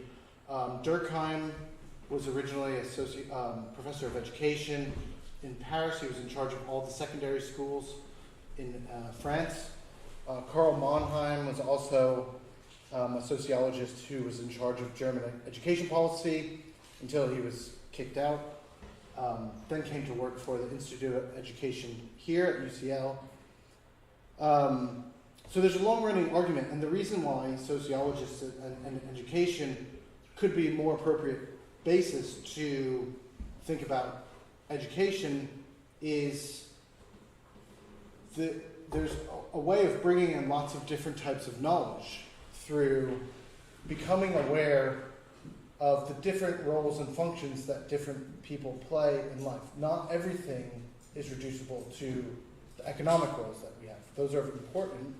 So there's economic sociology, and economics is important in its sphere. But ultimately, if you're thinking about what's a young person's journey from early years to their career, ultimately to their retirement, it should be a process of experimenting, learning, engaging with somewhere locally, engaging with somewhere far away. It shouldn't just be, this is your job and these are your skills that you need to do that job, and we're going to assess those skills and we're going to measure how well the provider has assessed those. So you can immediately see the way the whole system has been organized around that economist's idea of measurement, linear, individualized. But actually what education can do is start to think about not just the school system, but the work, the types of work that a place might need. And not all of that is going to be professional work. It's not all going to be academics and lawyers and doctors. And we talked earlier with Drew's paper about the types of assessment we do is essentially how well can you read and write essays? And that's because that's what academics do. And the entire system, going back as far as we can, is about reading and writing essays for us to ultimately say you can come to this university or not. But there are all sorts of other types of work that have different ways of learning. And this is obvious to play. Even people in medicine don't just think about how well can you write and read. They think about how well can you perform a surgery that needs to be done. How well can you take all that knowledge you've learned and put it together in this messy case of a human being who's got a problem that we don't know what it is. How do you turn that knowledge into a diagnosis and ultimately a treatment? If you're interested, I could go into this, but I do think that education needs to be include skills, but it also needs to include communication, not just amongst ourselves, but also, I think a huge part of the civic and leveling up needs to be academics relearning how to communicate with people other than ourselves, right? So and this speaks to Karen's point as well about how do we communicate across groups, because local people have civic knowledge that needs to be brought into these conversations, these professional conversations. And if we insist that they use the professional language, that's a form of exclusion. Now, we could include by saying, we'll teach you the professional knowledge so you can now participate in our conversation. Or we could learn their language, right? And relearn how to have those conversations. And to be honest, we do know how to do it. We just kind of create certain environments in which that doesn't happen so much. And ultimately, I think what education needs to do is to start to reintroduce more general, because the pressure to get into university to eventually get a job has sort of really put a lot of pressure points on different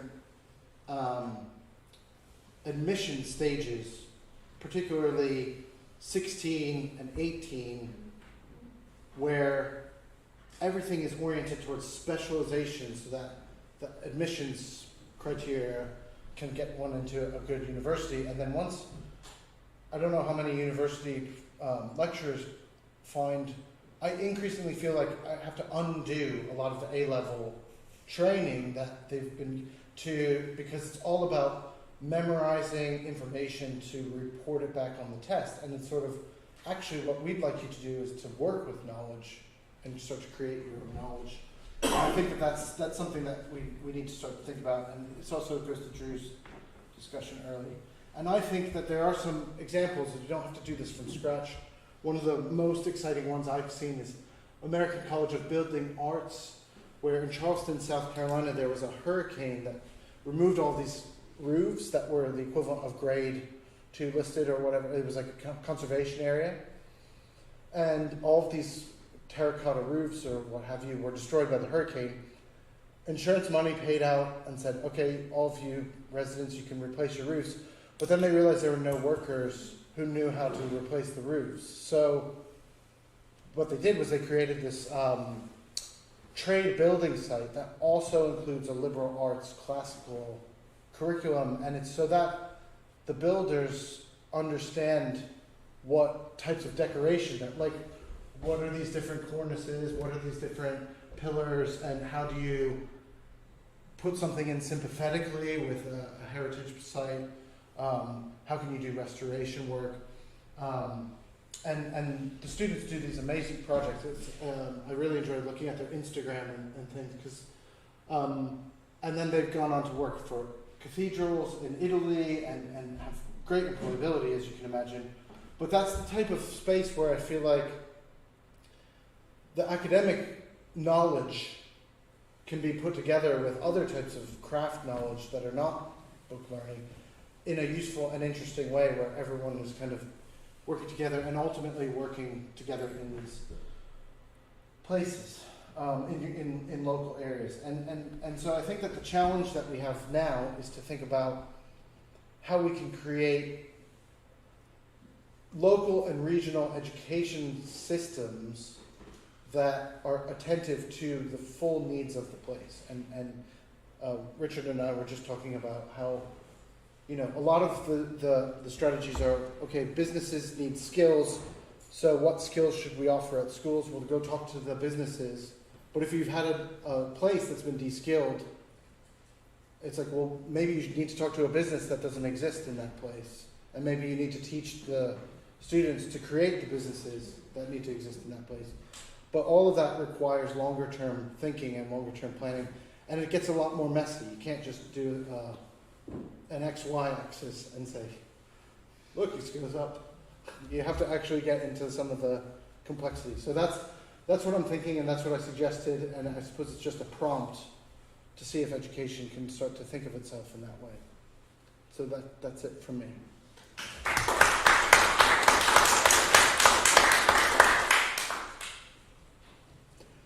I won't actually might even hold questions if you don't mind, because the next part of the session now is our panel, and I think I'm chairing, so that will be a good opportunity to further go through maybe some of these thoughts, others.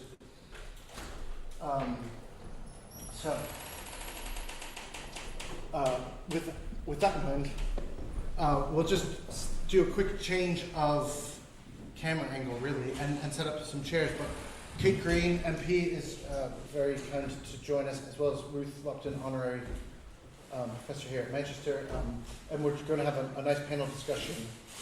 So we have to steal chairs from somewhere, far from.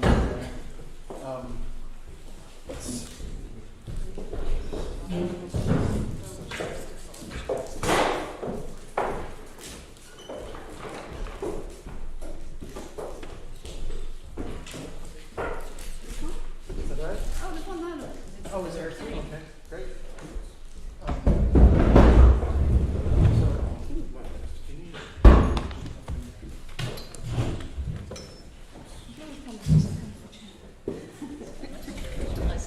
I still go down, people probably can't see me. When you're sitting up there, you feel as looking on people's faces. It's got a rake, isn't it? Yeah.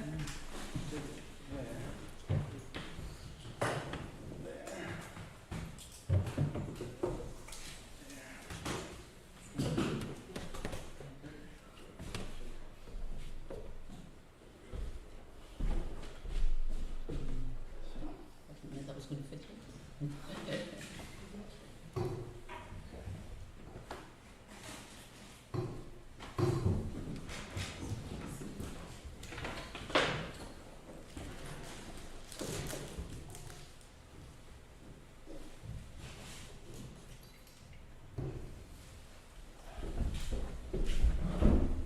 Don't worry about breaking it. Just go for it. It's not doing Yeah, that wasn't as easy as I thought. So,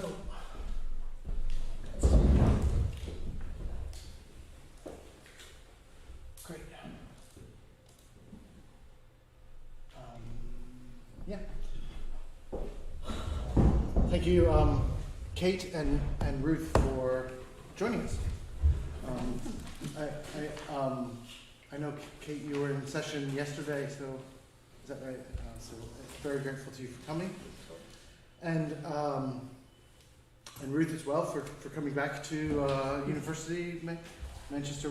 We've missed you quite a bit, especially as we've been trying to engage in all these questions on leveling up, and we discussed recently sort of what are some of the challenges. So I'd really mostly just like to ask, I suppose, both of you, and maybe in order, but do you see leveling up as representing something different or the same, or as social mobility, which I feel like is how we've thought about things recently, or is there something new in either the language or the possibility of leveling up versus social mobility?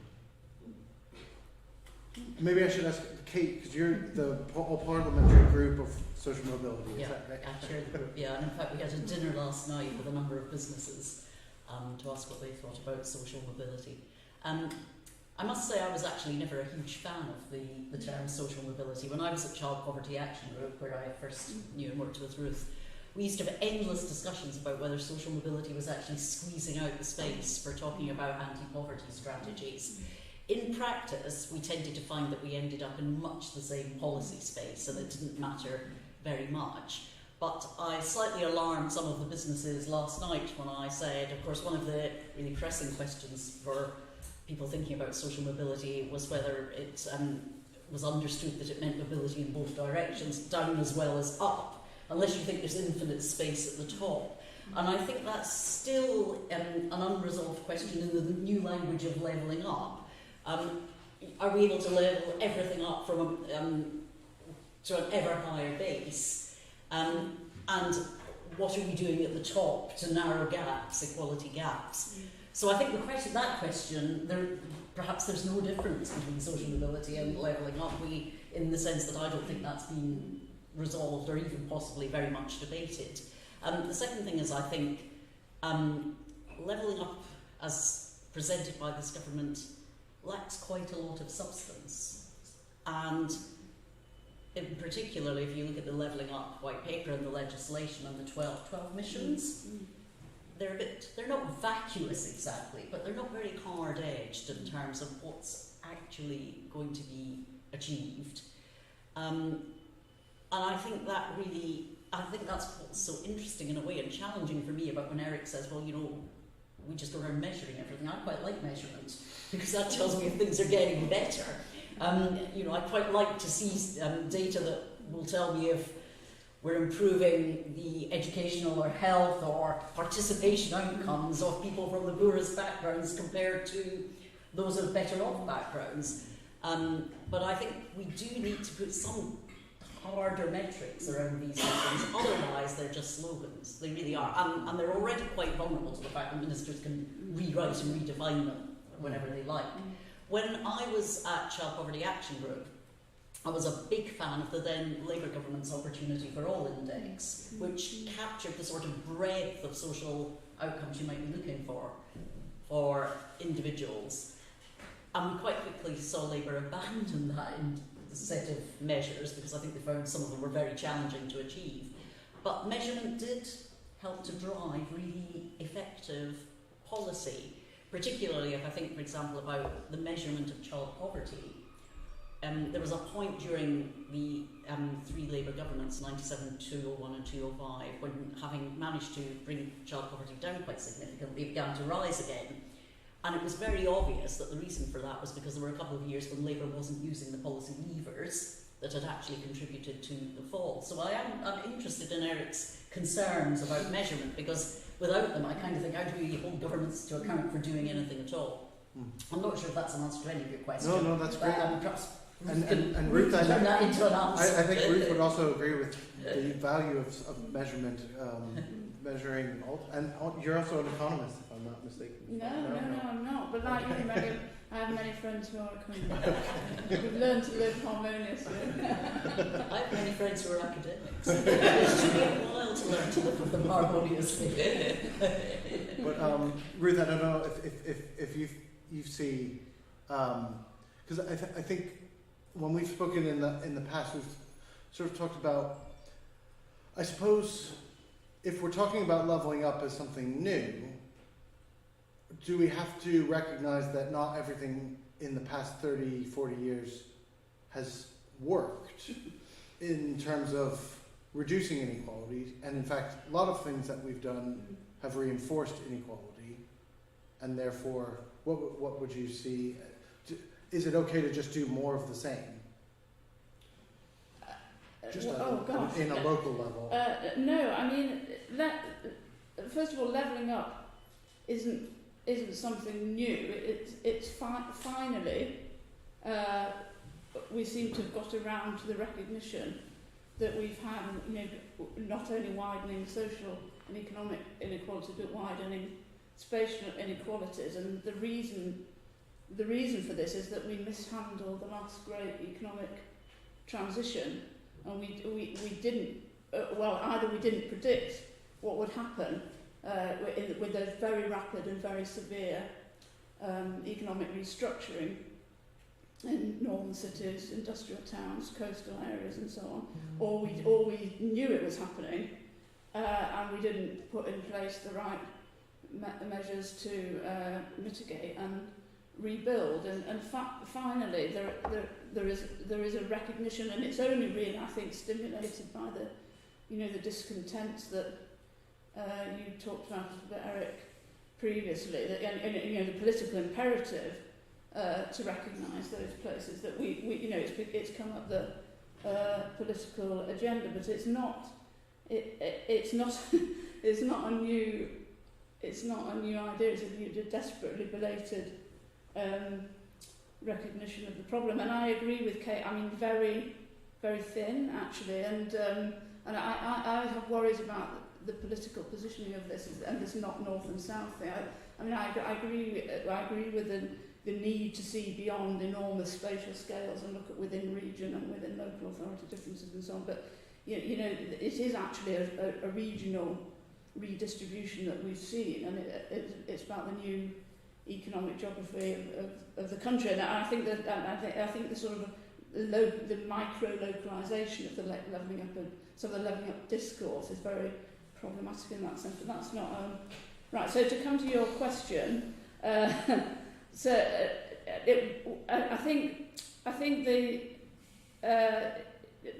another reason that the levelling up white paper isn't going to get us where we need to be is because, as Kate said, there's very much substance behind policy areas, and the missions, many of the missions as they're currently constructed, fit very neatly with the current directions of policy.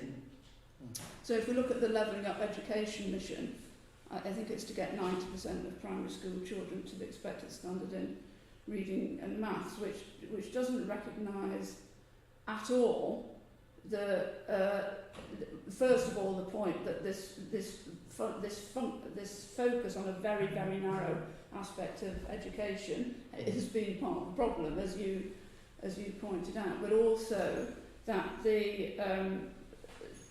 many of the inequalities that we've got in education, which mean that many young people don't achieve these standards, and that's unequally distributed spatially and socially. It is because of the way the education policies we've pursued over the last 30 to 40 years, the marketisation, the narrow focus, privatisation, so that and our sort of fundamental understanding about what education is about. So I think to level up in education, you have to start in a really different place with your education policy and say what would it mean to have more equal childhoods and youth and transitions to the labour market, and not to just to pull your kind of existing headline policies out and And I feel like I should reclaim the value of measurement because it is very important to measure these outcomes. And I suppose what happens if we're measuring not the right things, or if we're measuring one thing and measuring something else and not putting those two things together. And I feel like that's part of what we are thinking of here across these 2 days at the conference as well, is there's a lot of education policy that seems to be separate from the economic policy, and the more local you get, the less connected those seem to be. Even if, like, we're doing a project in Southport where there's a sixth form curriculum being developed a few blocks away from a new enterprise arcade, and it's a challenge to put those two things together, because each of them are actually responding to London and Whitehall without having the opportunity to talk to one another. So I suppose that's a question of siloing policy, and has that been a challenge, for example, in your role as shadow minister when you were in education? I know that was also around the time that Bez was separated, and is it always easy to talk across in those ways? Well, I actually think there was quite a lot of enthusiasm across political parties, different political parties, for connecting education and economic needs. I don't think it was necessarily very well place-based. I think that's perfectly fair.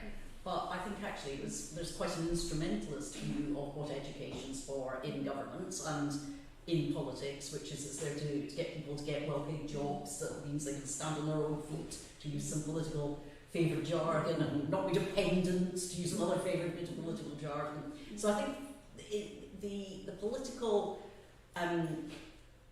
imperative, if you like, is to try to connect them together.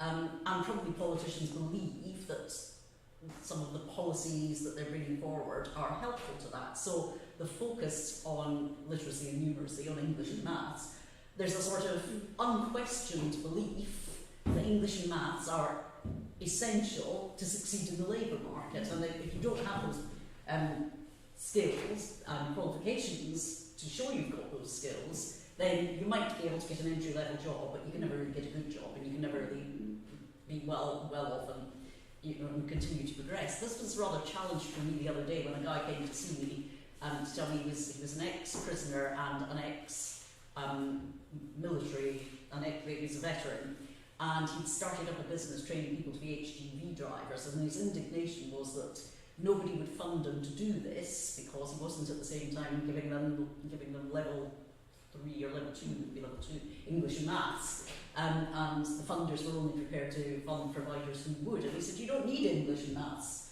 to drive an HGV vehicle. We've got a crying out shortage of HGV vehicle drivers, so why am I not just allowed to train more of them in 5 weeks as opposed to the 18 weeks it takes to give them English and maths as well? And it made me think that is a good question, actually.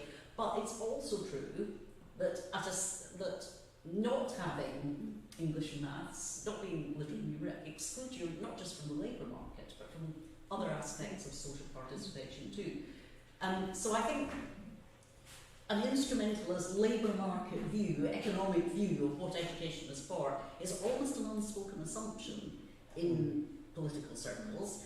It might be that some departmental silos and different targets and ambitions get in the way of it, but it's certainly what politicians think they're trying to achieve. It's what the government's post-16 education skills bill thinks it's there to achieve. It's what universities talk about increasingly, the relationship with business and so on.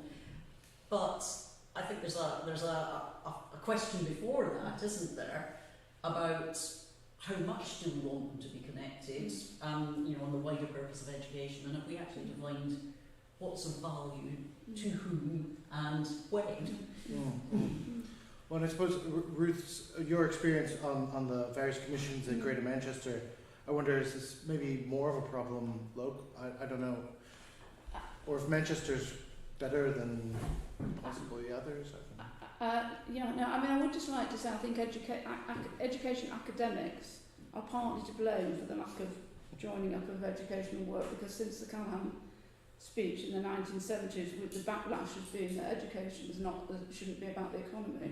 I mean, it shouldn't only be about the economy, but there's been a big backlash against that, and I don't think that's been helpful actually, because education is always to some extent about the economy, and work is, for the vast majority of people, work is an enormously important part of their lives. So I do think we need to really balance that. But to come to this question of joining up, right? So it comes to be a problem locally, because that's where it has to be, that will to join education skills and work together. It happens in places where there are kinds of jobs and there are people wanting to move into them. So that's where it comes to be a problem, even if there's a will. And I think that's where the siloing of policy at the Whitehall level and the limitations of the way we think about education policy hinder that, because the incentives for schools and educators are set from a vision of education and a way of managing the education system. So schools and colleges and independent training providers are in competition with one another. There's no local planning. Schools are all, autonomous. Colleges are privatised, and they're all working. The colleges are working in a market where they're paid per head. So so it's a supply and demand thing. They'll put on the courses where they can get the bums on seats. That's not locally planned. The targets set by Whitehall are about academic achievement, and there's a national accountability system in the form of Ofsted, which demands certain kinds of things. So these are the things that local organisations are they're responding up their channels, to the pressures on them within this, with these centralised and marketised systems. So even with a will to join things up locally, it becomes becomes quite difficult to do that. So we've got some of the problems that the skills bill is trying to address. You know, that schools would advise young people they wouldn't tell them about apprenticeships because they didn't, you know, that would if they didn't get those people into their sixth form, that would destabilise their income. Their income for their sixth form. So you get those kind of perverse incentives working in the system. So I don't know if it's about will. I think it's about systems that don't work effectively together at the right scales. So it sounds almost a bit like perhaps different unintended consequences that by the time you get down to the level of a place, the policies that make sense as going together at a national level, by the time you get down to the level of GM or neighborhood level, they maybe are working at cross purposes. And where would be the point at which you would say, okay, well, we're gonna step in here and pull these back out, look at them, put them back together in a sensible way. And I feel like that speaks to some of the issues around devolution, and that's also in the leveling up paper, but also rather vague what is being devolved. I certainly didn't see education policy as being suggested that should become, but you know, Scotland has a fully devolved, I think it always has since 1700, they never gave it up. With the Act of Union, just like they never gave up their church or courts, but you know, is that a possible opportunity to devolve to the regional level as we're giving mayors more power? Do you see, Kate? Do you see that as a possible? Yeah, I do. I think you make a very interesting point about, you know, what's the right footprint, because looking at the situation here in Greater Manchester, I think there's huge appetite from the Mayor of Greater Manchester, from the Combined Authority, to have that devolution to GM level. But you said in your remarks, Eric, in your presentation, that of course one of the problems we've got within the GM footprint is that we're sucking people in from Rochdale and Oldham and Bolton into the city centre and not regenerating those local economies. And even if you went to local authority level, if you look at Trafford, where I'm an MP, that is really a borough of two halves. And if all we were doing was, you know, sucking economic activity into the south of the borough, that wouldn't very much, and then at the north of the borough, Old Trafford, to come into the city centre, that's not going to do very much for people who live in the middle of the borough, who might again miss out on economic development. So I think there's a really interesting question about what's the geography that makes economic sense, and what governance do you wrap around that economic geography. But if you follow that too far, you're going to end up with something incredibly fragmented.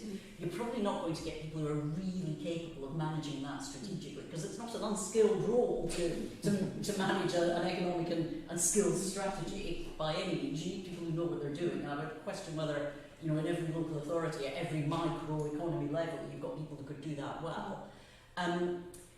So I think there is a really important question about what's the right geography. I think the second question is there are, of course, large parts of the country that still don't have any devolved government, and they include a lot of the areas that you were rightly identifying as being economic geographies we're worried about, coastal towns, the poor rural areas. So, you know, what's our devolution model for those areas? It's clearly not going to be what we've got here in GM.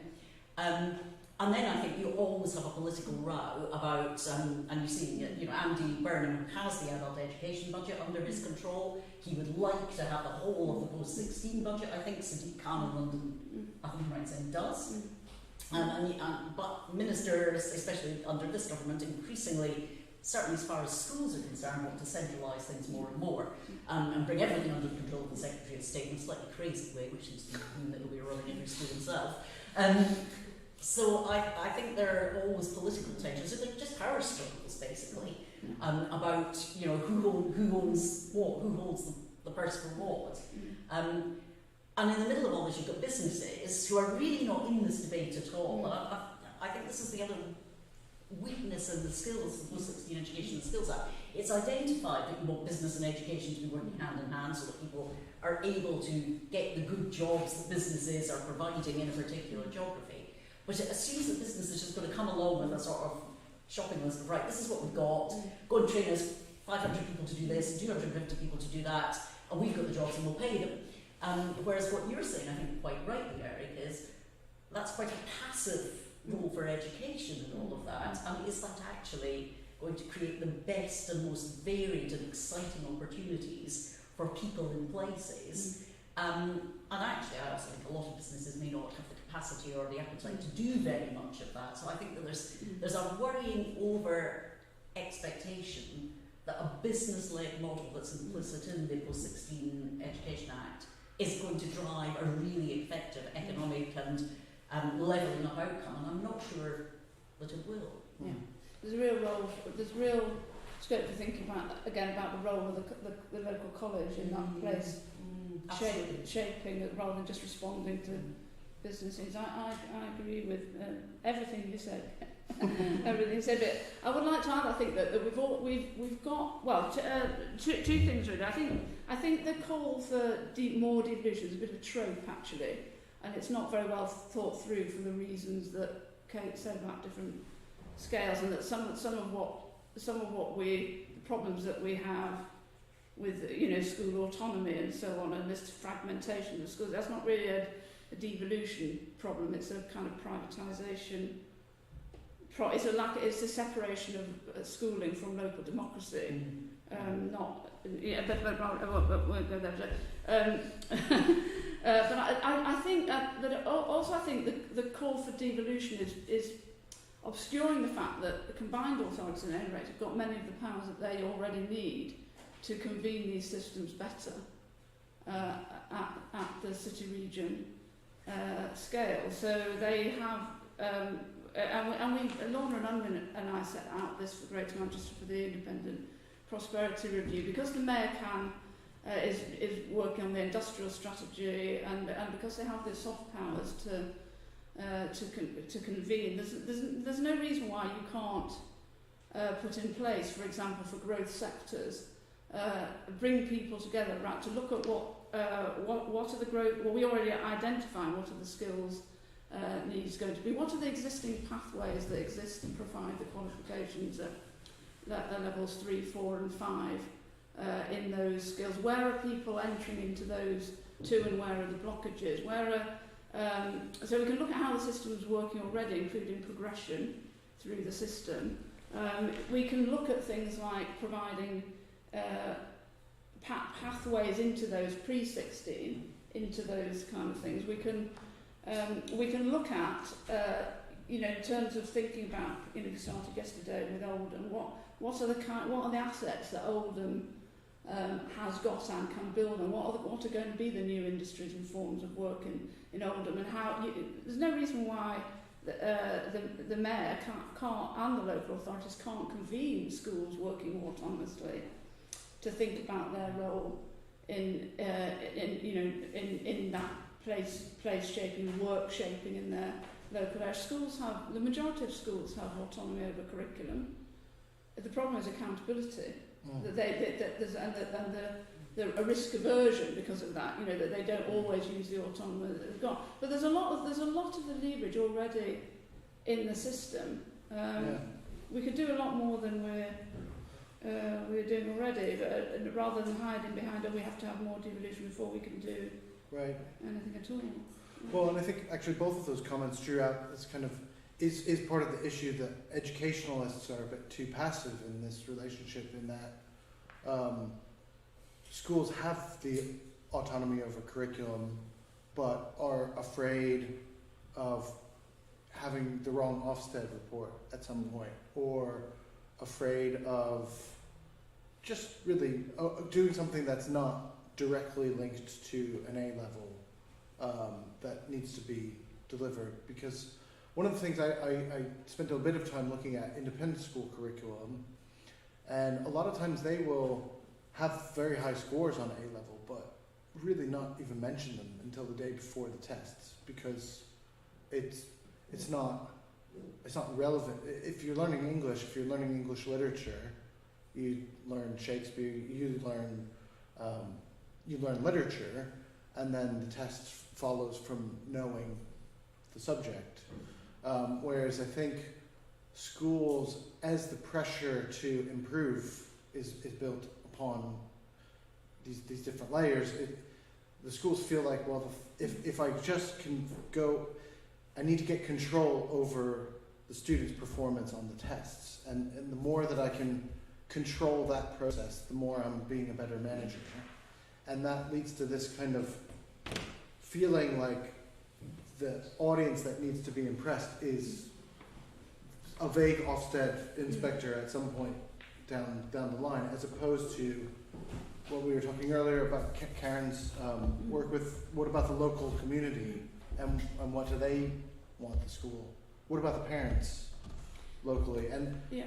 So one thing that might be interesting to try was whether you could get the Greater Manchester is really pushed ahead with neighbourhood working across health and care services, and they're now trying to bring other services into that. It would be interesting if you could get the schools in a local area and the college and employers to say, like, you know, what would be a set of outcomes that we would want to see and work towards for the children and young people in this area, and what would we need to do, you know, to put that in place, and how would we use the powers and flexibilities that we've already got to do it, and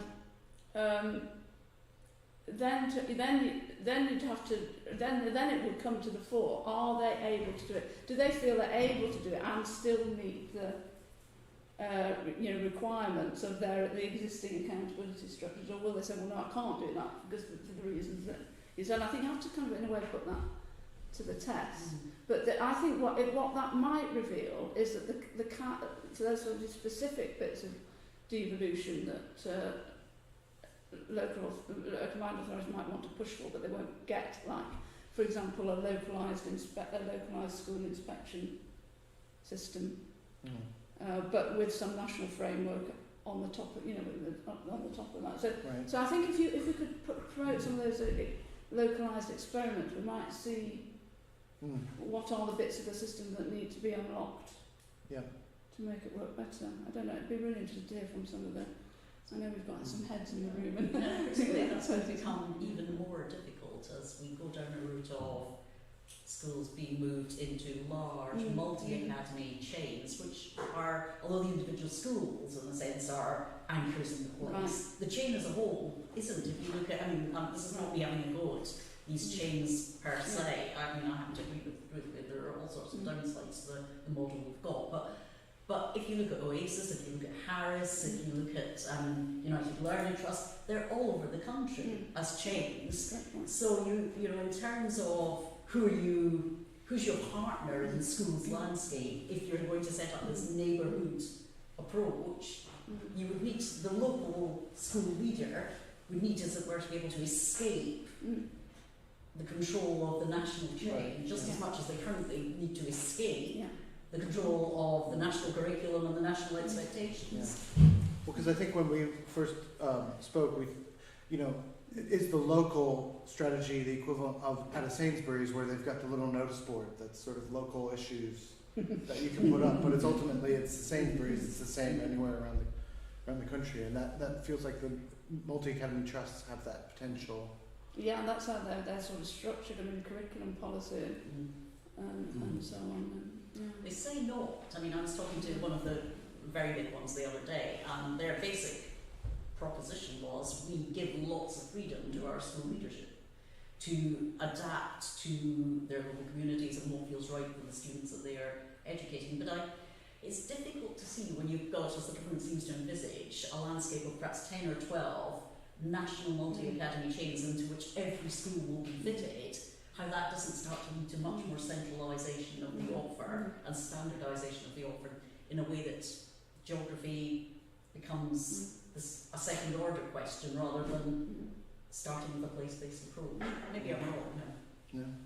So, sorry, I guess this brings us back to where we started, whether the levelling up white paper can start, the desire to level up can start to address some of these difficulties in the way that we do departmental policy.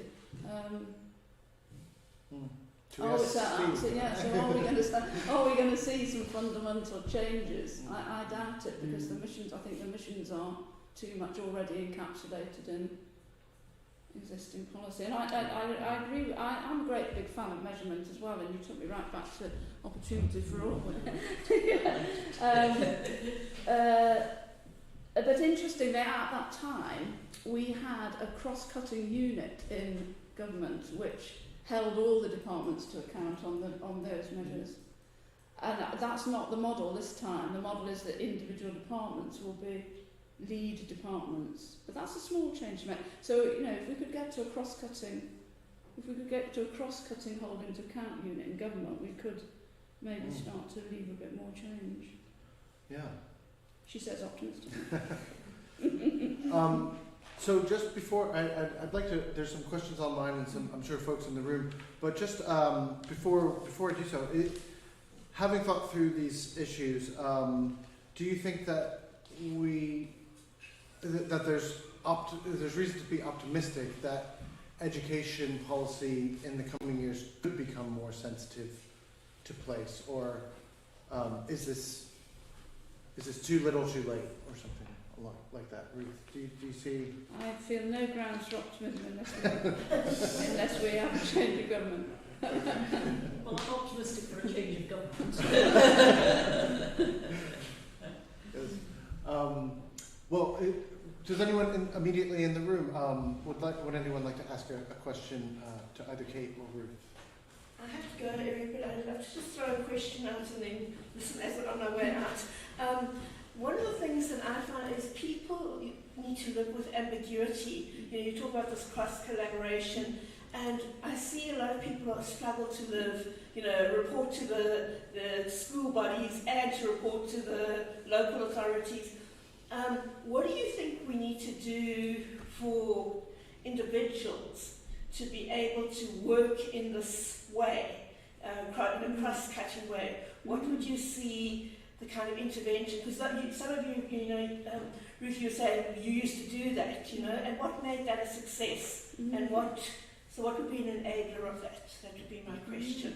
And then I have to leave in a couple of minutes. Thank you. I'll watch it. So just to clarify, so by individuals, do you mean what we can do to enable the folks working in these spaces? Yes, to be more collaborative and live with this ambiguity across multi-reporting lines, etc. We certainly need political leadership. That's not a political vision that enables local managers to behave in that way. And that was, I think, implicit in what Ruth was saying about the cross-cutting approach that was adopted by the Labour governments, that it was what the political leaders wanted. So the civil service designed delivery to achieve that political vision.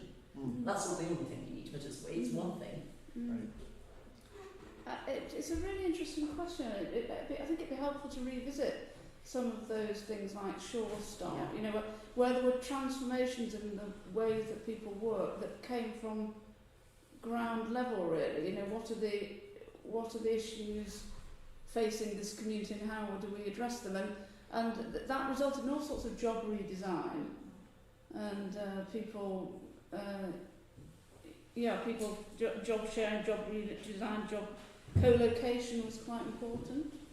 I don't know, it's a really, really interesting question. I think that would be what we need to recreate. Yeah. Yeah. Thank you, I'm sorry. Thank you. Alex, yes. Well, thank you both for very interesting thoughts. I'm sort of thinking laterally and in the spirit of this idea of leveling up, and obviously it's in context with education, and education is part of its function is to be able to vouch for or qualify the capacity of an individual to work in a specific role, if we're thinking about in workforce and job situations. I mean, do you see it as a possible way of decompressing that space and allowing people to function more in the economy and in culture? as getting employers to do blind examinations. Because if we think about situations where people are being excluded from jobs that perfectly, from mopping the floor because they've not got a degree, is a part of the problem decompressing the credentialism, and that the industry needs to actually change its practices as a part of the configuration. I don't think it's just the assessment system, although I think there's always a very active debate about whether it's accurately capturing people's potential to contribute to a particular job role. I also think it's for businesses to start thinking about their recruitment practices. Where do they go to find the people that they're going to take on as their apprentices, their new trainees? If they only go to Altrincham Boys Grammar and they don't turn up at Lostock College in my constituency, then you're not going to achieve this, to go back to the other term we were using, social mobility for those kids at Lostock, because they're not even being seen by those potential employers. So I think you've then got to think about retention and progression practices in a particular business, and you might be able to do blind recruitment, but it's very difficult to do blind progression because that person is in the business then, and so you're expecting them to conform to certain behaviours and standards of ways of thinking and so on, which again can shut people out from progressing. So how do you work with employers to overcome that? How do you reward managers to spot and incentivise them to develop the outlier, not the guy that's delivering to the pattern of the way the business always works? So I think it's a really interesting conversation to have with businesses, because again, they will say, if you talk to them, diversity is a real business strength. If we have diverse workforce representing different backgrounds, different communities, different life experiences, we will be a more successful business. But I think it's quite difficult when I observe how businesses operate in practice for them to be able to really make that happen sometimes. Agreed. Actually, when I was doing the work on inclusive growth here at Manchester, I observed quite a lot of business leadership in this area. I think there's a lot of businesses would like to do this differently and are doing. There's a lot of local examples of business-led initiatives. And I think there's a role here for local coordination, because businesses are also saying, if we want to do this, so we connect more with, recruit more of our apprentices from disadvantaged communities or groups. We don't know how to do that, how to make it, and they're not, especially smaller businesses, they're not expert in that, they're not apprenticeship providers themselves, so they've got to put the whole thing together. There's a role for local coordination, and coordination is perhaps the wrong word, but bridging and I think this last point you raised, Kate, is really interesting. How do you protect firms against risk? So especially if you're a small outfit, you want to take someone on who doesn't have what it says on paper they should have, which makes them a safe bet. So what if that all goes tits up? You take that. So what is it that protects? How could you protect employers against that risk? And I think that they could do stuff around labour pooling. In other countries, because we haven't had that. We've lost the sort of tradition here of the strong unions and employers in the same sectors working together so much. But you could do that in particular industries. But again, that does need a kind of local coordination. Yeah. And I'm just curious, and I'm sort of thinking about some of the new initiatives. Andy mentioned the Oldham Economic Review yesterday, and Richard's talk yesterday. Starting to think about what the role of a university almost as an anchor institution, like the University of Manchester. So we've talked about the government, what they could do locally. There's the businesses locally, and then there's the schools, right? And but is there something that the universities either individually or collectively could do to facilitate some of that coordination? Or university is just this kind of terminus that X number of students go to and get their degrees and then get a job? Or is there a kind of strategic kind of institutional coordination role that we can imagine for a place like Greater Manchester? I think the universities and GM are trying to do this. I would say both in terms of their relationship with schools and colleges, and as much with the FE colleges as with schools. I think increasingly you see vice-chancellors across the GMHE institutions and college principals looking for mechanisms to work together, and also looking out to the business community in Greater Manchester. So I think there is a real, I mean, when I meet the Greater Manchester Vice-Chancellors individually or sometimes collectively, they talk quite a lot about this. I think they're quite alive to wanting to be this piece of glue in the system, if you like. Of course, they're also, you know, especially UOM and Manchester Met, global. They've got, you know, they've got an international student base. They've got a national offer, and they're looking outwards. And not by no means all of their students are going to stay in the local economy and may not come from the local economy. But I do think I sense there's a real enthusiasm on our higher education institutions in Greater Manchester actually to do this. Okay. Just a brief thought. I wonder whether businesses would be strengthened by assessing the capacities of individuals and being actually more present. So think about the person who used to be able to turn up at the gates of a building site and go, okay, well, can you shovel that sand? Oh, you can. You've got some work. You know, and now, you know, I spoke to a gent who's very intelligent, very capable, and he spoke about his being demarcated out of work. So yeah, just thinking, you know.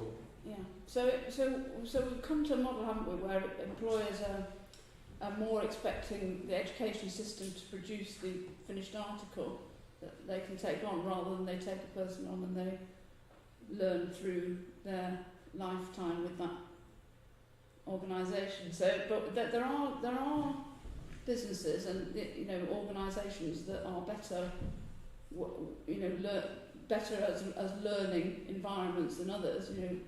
And I think we could learn from some of those, identifying in a local place which are the organisations which work in that way, which are good at initial assessment, which are good at progression, which are good at developing people throughout their career, and learn from them. There's sort of models of good practice, and also learn what are the sticking points in doing that, and how can universities, colleges, schools, and local government block some of those, you know, make it possible for more workplaces to work in that way. Yeah. Steve? Thanks. I just wanted to ask a quick question about the kind of language and discourse involved here, because it's clear that, you know, you're all uneasy in one way or another with the kind of levelling up framing, but we're kind of stuck with it in a way, and we can sort of repurpose it in different ways. But what would be the, you know, moving forward, what would be the kind of framing that you would want? Is it about inclusive growth? Do you think that would resonate? Because levelling up probably does resonate with some folks, as it seems to appeal to some people despite its ambiguity. I'm just wondering what the alternatives would be in terms of trying to frame the kind of things you're saying, which I think we all probably agree with, in a way that has wider appeal. Good question. A marketing question. The levelling up thing is good because it draws attention to place and to inequality. So I think it's not so bad as a headline. It's what's beneath it. So where things are going in the kind of inclusive growth space, and this is a bit of you know, maybe there's some possibility. I think that inclusive growth debate and inclusive is moving towards the notion of well-being economies, and that's what the Greater Manchester Independent Inequalities Commission recommended for this city region. That instead of thinking about the economy as the traditional bit of that government tried to influence, and then there's all these other bits of people's lives being different. We tried to integrate those in a whole and have a set of well-being objectives. I'm not talking about subjective happiness. I'm not talking about happiness. You know, I'm talking about a holistic sense of people's health, their material well-being, and relationships, skills, knowledge, all of these kinds of things. So we have a concept of what it would mean for our societies to be thriving and well, and that's what we're aiming at, and that brings in the collective as well, and the relational, which are the harder things to measure. So if we were going in that kind of direction, as long as we had a strong attention to place in there, so we said it's not good enough that the aggregate is doing well, or every place has to do well, then I think that is a kind of framing that incorporates all of the things really we're trying to get at about people and place. I guess the other thing that's going on, I think the well-being framing is becoming increasingly talked about, and there's enthusiasm for it. But I think the other piece of framing you're saying, which I really rather like, is the future generations. Is it the Welsh government that have got a Future Generations Act now? And I think if you're trying to make this real for real people, what do parents and grandparents care about? They care about their kids. How are they going to get on? Are they going to do well? And honestly, when I knock on doors, which I do a lot, one of my favourite bits of my job actually, that is what people talk to me about. So I think something that encapsulates, this is not just for you but also for your family, your children, your grandchildren. That has real appeal for people. And of course, what we feel at the moment is they're looking at what they remember, probably completely wrongly, as a better past, and comparing that with what they think their kids are growing up into, and they're really worried about it. And these overlap, these things, so that's how the Welsh government's chosen. And the great advantage of that is it has got the environmental sustainability running right through it. But they're part of the International Wellbeing Governments Alliance. So they sort of see that future generations and well-being can be. I don't necessarily think we need one term, but we need to think more broadly. No, but I can see Steve's point, because in thinking about, well, should we run a conference on levelling up education because it's so tied to the current government? Is that a baggage at some point?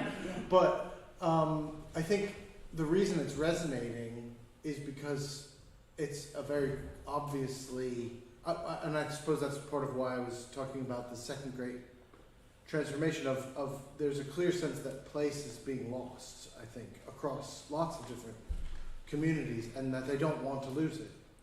That when you talk to people in the East Midlands, a lot of them have jobs. They're working for Amazon warehouses, second largest airport in the country, but they don't feel like they feel like they're different populations moving into their area and not taking care of what they valued and replacing it with something else, and everything's organized around lorry trucks coming in and out. And it's not even so much that that's the wrong decision, but it goes back to the civic participation, is how and when were they involved in those decisions, I think.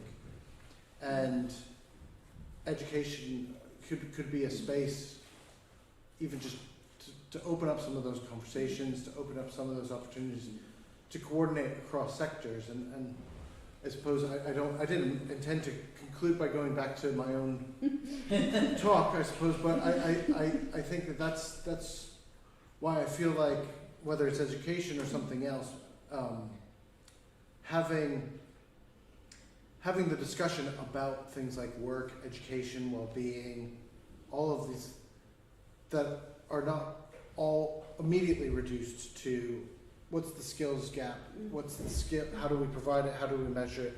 It's not that those won't happen, or that the justification for not doing it is that, oh, well, we don't have the resource, or we don't know how to measure. So having the opportunity to really sit down and think about each place and what each place needs, and have each place participate in their own future is probably a good thing to work for, whether that's called leveling up. My guess is it won't be next year, but we've done the conference anyway. And with that, I might take the opportunity to thank everyone for joining us today in the room and in person, and then obviously to Kate Green, Ruth Lupton for joining us, Richard yesterday, and everyone online. So thank you, and we'll have a chance. We've got these coffee vouchers, and we can go have some lunch as well if you'd like, and just hope the conversation will continue in the coming weeks and months. Thank you.